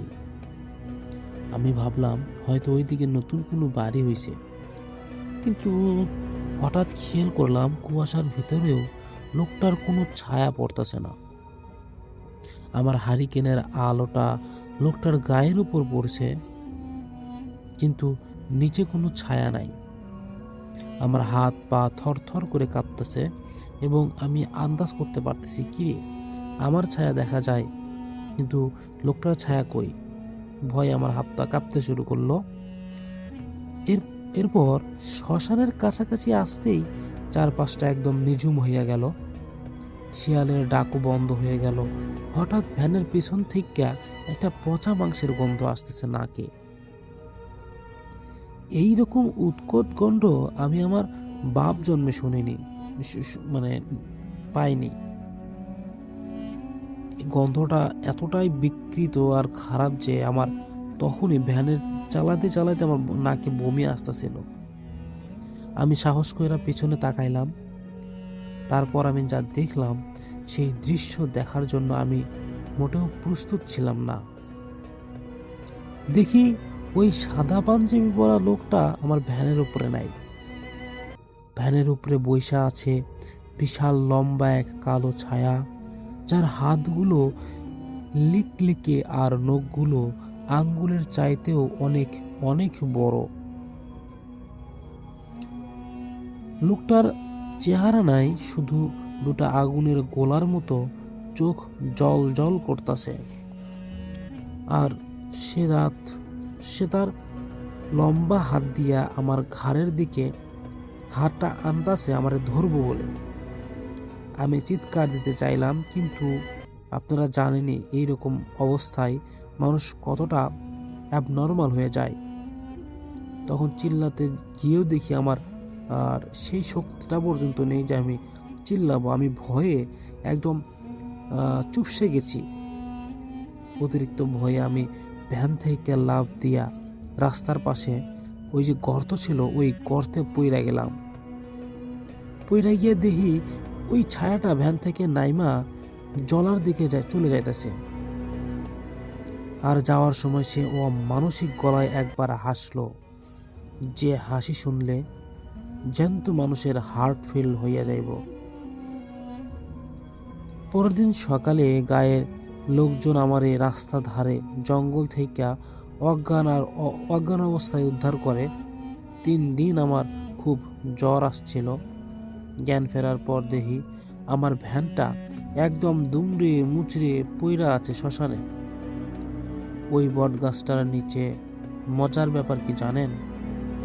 ভ্যানের সিটের উপর 2টা পুরোনো আমলের রূপার মুদ্রা পইরা ছিল। আইজও ওই রাস্তা দিয়ে রাইতে ভ্যান চালাইলে আমার ঘাড়ের লোম খাড়া হয়ে যায়। মনে হয় পিছনে কেউ বইসা আছে, যার কোনো ছায়া নেই। ওই লোকটা যে আমার ভ্যানের পেছনে ছিল, ওই লোকটার কথা ওই লোকটা খুবই ভালো ছিল। জানি না কেন আমার সাথে লাস্টে এইরকম বিকৃত একটা আচরণ করলো। তিনি চাইলেই আমার অনেক ক্ষতি করতে পারত, কিন্তু আমার সে কোনো ক্ষতিই করলো না। উল্টে আমাকে 2টা পুরনো আমলের মুদ্রা দিয়ে গিয়েছে, যার পুরনো মানে যার মূল্য আমাদের যদি বাংলা টাকায় হিসাব করি, ওই স্বর্ণর মূল্য 2টা প্রায় 30 থেকে 35 লক্ষ টাকা হবে। তো আমি মানে ঘটনাটি পুরোপুরি বাসায় এসে সুস্থ হওয়ার পর আবার ভাবলাম যে ওই লোকটা কে হতে পারে। তখন আমি ভাবলাম যে আমার মনের সব প্রশ্ন, মানে ওই লোকটা আমাকে কিছু বলতো না বা তার আসল রূপটাও আমাকে দেখাইতো না, কিন্তু আমি যখন সন্দেহ করা শুরু করেছিলাম, ওই যে ছায়া নেই, হারিকেনটা এক হাতে আলোক করছিলাম উপর দিকে, তখন সেই পিছন থেকে অবয়বটা সবকিছু বুঝতে পারে। এখন বুঝতে পারার কারণে ওই ব্যক্তিটা আমাকে তার যাওয়ার সময় আসল রূপটা দেখাইয়া, মানে ও যে মানুষ না এটা বুঝাইয়া চলে গেছে। তো তারপর থেকে আমি যা বুঝলাম যে যদি কেউ রাস্তার মধ্যে বিপদে পড়েও সাহায্য চায়, তাকে সাহায্য করা দরকার। আর কাউকে যদি যতই খারাপ জিন বা অবয়ব বা খারাপ মানুষ হোক, যদি বিপদে পড়ে তারা সাহায্য করেন, তো তারা খারাপ হলেও ওই সাহায্যের বদলে কখনো আপনার ক্ষতি করবে না। তাই সেই ব্যক্তিটা মনে হয় আমাকে কোনো ক্ষতি করেনি। আর সবচেয়ে বড় বিষয়টা হচ্ছে আমার ভ্যানটা ভেঙে চুরে চূর্ণ বিচূর্ণ করে গেছে, জানি না কেন। তখন এই বিষয়টাও একটু ভাবার যে এত কিছু কিন্তু আমার মানে এত ভালো এত টাকা দিয়ে গেল, কিন্তু এই ভ্যান কেন আমাকে ভেঙে দুমড়ে দিয়ে গেল। তখন বুঝলাম, মানে ভাবলাম যে আমাকে যে অর্থ দিয়েছে এতে আমার ভ্যান চালানোর কোনো প্রয়োজন নেই। তো যাই হোক, সব মিলিয়ে ওই লোকটি মনে হয় ভালো ছিল, মানে যদিও সে অবয়ব, কিন্তু তারপরে ওর সাথে আমার দ্বিতীয়বার দেখা করার খুব ইচ্ছা। তো এইরকম একদিন চিন্তা ভাবনা করতেছিলাম, করতে করতে হঠাৎ করেই একদিন রাতে প্রচুর বৃষ্টি। তো বৃষ্টি হওয়ার পরে বৃষ্টি হচ্ছে, তো আমি শুয়ে থেকে ভাবতেছিলাম এগুলো বিষয়। তখন হঠাৎ করে জানালায় একটা টোকা, একদম ওই ছায়াটা, মানে পরবর্তী যে পিছনে যখন শরীর দেখা যাচ্ছিল না, শুধু ছায়া দেখা যাচ্ছিল, ওই ছায়াটা আমি দেখেই বুঝতে পেরেছি যে ওই হুজুরই হবে। এটা সাদা পাঞ্জাবি এবং সাদা পায়জামা টুপি পরে। তো আমি তখন কোনো ভয় পাই নাই, আমি তখন গিয়ে সাথে সাথে দরজা খুলে বললাম, আসুন দাদা ভাই। তখন ওই ছায়াটা গেট খোলার সাথে সাথে দেখি হঠাৎ মিলিয়ে গেছে। তারপর হঠাৎ চিন্তা ভাবনা করলাম, এই ছায়াটা আমার বাসাও চিনল, কোনো ঘটনা তো অবশ্যই আছে। তো রাসেল ভাইয়া, বাস্তবে অনেক ঘটনা আমি জানি যে আছে, কারণ পুরোনো আমলের এইরকম একটা ভয়ঙ্কর ঘটনা আমার দাদার সাথে, মানে দাদার সাথে ঘটেছিল। সেটা আমার সাথে ঘটেছিল। আমার দাদার দাদা আবার অনেক একজন বড় আলেম ছিলেন। জানি না ওই দাদার যে পালিত জিন ছিল, ওই জিনের কোনো বংশধর হবে কিনা বা আমার সাথে থাকবে কিনা, এরকম কিছু চিন্তা ভাবনা করছিলাম। তো পরবর্তীতে দাদা ভাই, যে আমি ওই ঘটনার কোনো শেষ খুঁজে পাইনি আর রহস্যও খুঁজে পাইনি। এই ছিল বর্তমান আমার ঘটনা। এই ঘটনা দাদা আমাকে এইভাবে বলেছিল, ভাইয়া যদি ঘটনা ভালো লাগে তাহলে অবশ্যই শেয়ার করবেন। আমার নাম রৌনক, আমি রাজশাহী থেকে বলছি। ধন্যবাদ, খুবই ভালো ছিল আপনার ঘটনা। প্রতিদিন এইরকম ঘটনা আপনারা যারা যারা শোনেন সবাই পাঠাবেন। আমরা এইরকম প্রত্যেকটা বাছাই করা ঘটনার শেষে আপনাদের ঘটনাগুলো অবশ্যই অবশ্যই শুনিয়ে দেব লিসেনারদেরকে। সবাই ভালো থাকবেন, সুস্থ থাকবেন। দেখা হচ্ছে নেক্সট কোনো ইমেল এপিসোডে। আসসালামু আলাইকুম। ধন্যবাদ লিসেনার্স, যারা এই পর্যন্ত এত সময় ধরে ভয়ঙ্কর ঘটনাগুলো শুনলেন। আপনাদের ভাইয়া আজকে যে ঘটনাগুলো আপনাদের জন্য বাছাই করেছিল, এই ঘটনাগুলো আপনাদের কেমন লাগলো বা লেগেছে তা আমাদেরকে একটু কষ্ট করে কমেন্ট করে জানাবেন। সবচেয়ে বড় কথা, পরবর্তী আপনারা কি ঘটনা শুনতে চান, মানে কেমন ঘটনা শুনতে চান বা কার ঘটনা শুনতে চান। আজকে যেমন ডক্টর আলিফ ভাইয়ের ঘটনা প্রথমে ছিল, দ্বিতীয়তে আমরা দিয়েছি একটা অতিথির ঘটনা, যেটা আপনারা মনে হয় বেশি পছন্দ হয়েছে, যে বিবাহিত যে ঘটনাটা। তৃতীয়তে আবার ডক্টর আলিফ ভাইয়ের ঘটনা ছিল, তারপরে একটা ভাইয়ের ঘটনা ছিল উত্তরার। তো এইরকম ভাবে আমরা ঘটনাগুলো বাছাই করতেছি এবং আপনাদের সামনে তুলে ধরতেছি। এখন কথা হচ্ছে, আজকে ডক্টর আলিফ ভাইয়ের ঘটনা গতকালকে আমাদেরকে কমেন্ট করেছিল, এই জন্য তার ঘটনায় বেশি বেশি করে নিয়ে এসেছি। এই এপিসোডের ভিতরে 4টা ঘটনা ছিল ডক্টর আলিফ ভাইয়ার। আর আপনাদের পার্সোনালি কাদের বেশি পছন্দ আমাদেরকে কমেন্ট করেন। যদি বাবু ভাইয়াকে পছন্দ হয় তাহলে আমাদেরকে জানাতে পারেন, আমরা পরবর্তীতে শুধু বাবু ভাইয়ার ঘটনাগুলো নিয়ে আসব। যদি আফরান ভাইয়ার ঘটনা পছন্দ হয় তাহলে আমরা মানে চেষ্টা করব যে আফরান ভাইয়ার নিজের ঘটনাগুলো আমরা তুলে ধরব। যদি মনে হয় যে হাফেজ মঈনুদ্দিন ভাইয়ের ঘটনা শুনবেন তাহলে আমরা সেটাও পারবো। মানে আপনাদের চয়েসের উপরে আমরা বসে থাকি, বা আপনারা কমেন্ট করবেন কখন কার কণ্ঠে ঘটনা শুনতে চান, বা আপনাদের কাছে কার কণ্ঠ বেশি ভালো লাগে, এটাই আমরা বেশি প্রায়োরিটি দিই। কেননা আপনারাই তো আমাদের সাথে আছেন, আপনারাই তো আমাদের ঘটনা শোনেন। সর্বোপরি আপনারা আমাদেরকে আসছে কমেন্ট করবেন যে ভাইয়া কার কণ্ঠে বেশি ঘটনা শুনতে চান। এই ঘটনার শেষে কিন্তু আমি একটা ভয়েস দিয়েছি, জানি না এই ঘটনাটা আপনাদের কেমন লেগেছে। আর এই ঘটনা কিন্তু আমার না, এই ঘটনা আপনাদের মতো একটা লিসেনার আমাকে লিখে পাঠিয়েছিল। ঘটনার সত্যতা আমি যাচাই করতে যাইনি, কিন্তু তিনি ঘটনাটি লিখেছে বা লিখে পাঠিয়েছে আমার কাছে, আলহামদুলিল্লাহ এটাই যথেষ্ট। যদি আপনারাও এইরকম ঘটনা লিখে আমাদেরকে পাঠান, আপনাদের ঘটনাই হয়ে পড়া হবে। তাই প্রত্যেকটা ঘটনা বাছাই করা ঘটনার শেষে, বাছাই করা ঘটনা মানে কিন্তু স্পেশাল ঘটনা। আপনারা জানেন আমি সর্বদা স্পেশাল ঘটনাগুলো আমাদের চ্যানেলে আপলোড করে থাকি, এবং আমরা চাই যে এইরকম ঘটনাগুলো আপনাদেরকে আমি আরো উপহার দেব, অনেক দিন পর্যন্ত প্রতিদিন ঘটনাগুলো শুনতে পারবেন। ও অনেকেই আমাদের টাইমিং শুনতে চেয়েছেন যে ভাইয়া ঘটনাগুলো তারিখ সহকারে প্রচার করবেন। আমি কিন্তু আপনাদের এই কথাটাও রেখে প্রত্যেকটা ঘটনার তারিখ দিয়ে আমি কিন্তু প্রতিদিন আমাদের এই চ্যানেলে ঘটনা দিচ্ছি রাত 10টার দিকে। আপনারা একটু মনে রাখবেন যে টপ ভূত এফএম চ্যানেলটা প্রতিদিন রাত 10টায় সকল বাছাই করা এবং স্পেশাল ঘটনাগুলো পাবলিশ করে রাখছে, শুধুমাত্র আপনাদের ভালোবাসাকে আঁকড়ে ধরার জন্য। আপনারা যদি ভূত এফএমকে ভালোবাসেন, একটু কষ্ট করে আমাদের জন্য একটু কষ্ট করবেন যে ভাইয়া আপনার ঘটনা ভালো লাগে, কমেন্ট করবেন, শেয়ার করবেন, লাইক করবেন, এগুলোই আমরা চাই। এখন যেরকম ভালোবাসা দিচ্ছেন, আমি ধন্যবাদ জানাতে চাই আপনাদেরকে। আপনারা যে এত ভালোবাসা আমাদেরকে দিচ্ছেন, আমাদের এই চ্যানেলটা যেভাবে আপনাদের সামনে ভূত এফএম উপস্থাপন করে, আমি বলবো এই ভালোবাসার পাওয়ার যোগ্য এই চ্যানেলটা আসলেই অনেক ভালো, এবং আপনাদের সাথে কানেক্ট হতে পেরেছে আমাদের কষ্ট এবং আমাদের শ্রম দিয়ে। কে কোথা থেকে আমাদের এই ভূত এফএমটি শুনছেন একটু কমেন্ট করে জানাবেন। আর সবচেয়ে বড় কথা, আপনারা আপনাদের যে দাদা দাদি, যেমন আজকে লাস্টের ঘটনায় একটা নাতি কিন্তু তার সঙ্গে ঘটনাটি শেয়ার করেছিল, সেই ঘটনা তার দাদার মতো করে একদম আমাকে লিখেছে। আমি কিন্তু চেষ্টা করেছি তার দাদার মতো করে পড়ে শোনানো।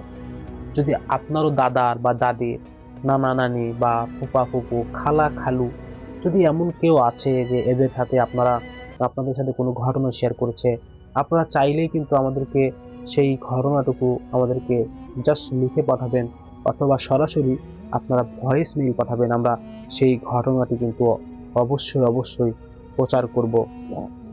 সবচেয়ে বড় কথা, আমরা আপনাদের জন্য অক্লান্ত পরিশ্রম করতে প্রস্তুত, যদি আপনারা আমাদেরকে ভালোবাসা দেন। আমরা আজকে বিদায় নিব। আজকে অনেক কথা বললাম, অনেকগুলো ঘটনাও শোনাইলাম। কালকের জন্য ঘটনা রেডি করতে হবে। সবাই আমাদের জন্য দোয়া করবেন যাতে আপনাদের জন্য ভালো ভালো এবং নয়েজ ফ্রি, মানে বিরক্ত যেন না হন, এইরকম ঘটনা আমি আপনাদের জন্য সিলেক্ট করতেছি। ইনশাল্লাহ আগামীকালকে একটা বড় ঘটনা থাকবে। আপনারা সবাই আমাদের ঘটনাগুলো ধৈর্য সহকারে শুনবেন। সবাই ভালো থাকবেন, সুস্থ থাকবেন। দেখা হচ্ছে নেক্সট ইমেল এপিসোডে। মনে রাখবেন আগামীকাল টপ ভূতে আসছে অনেক অনেক বড় একটি ঘটনা।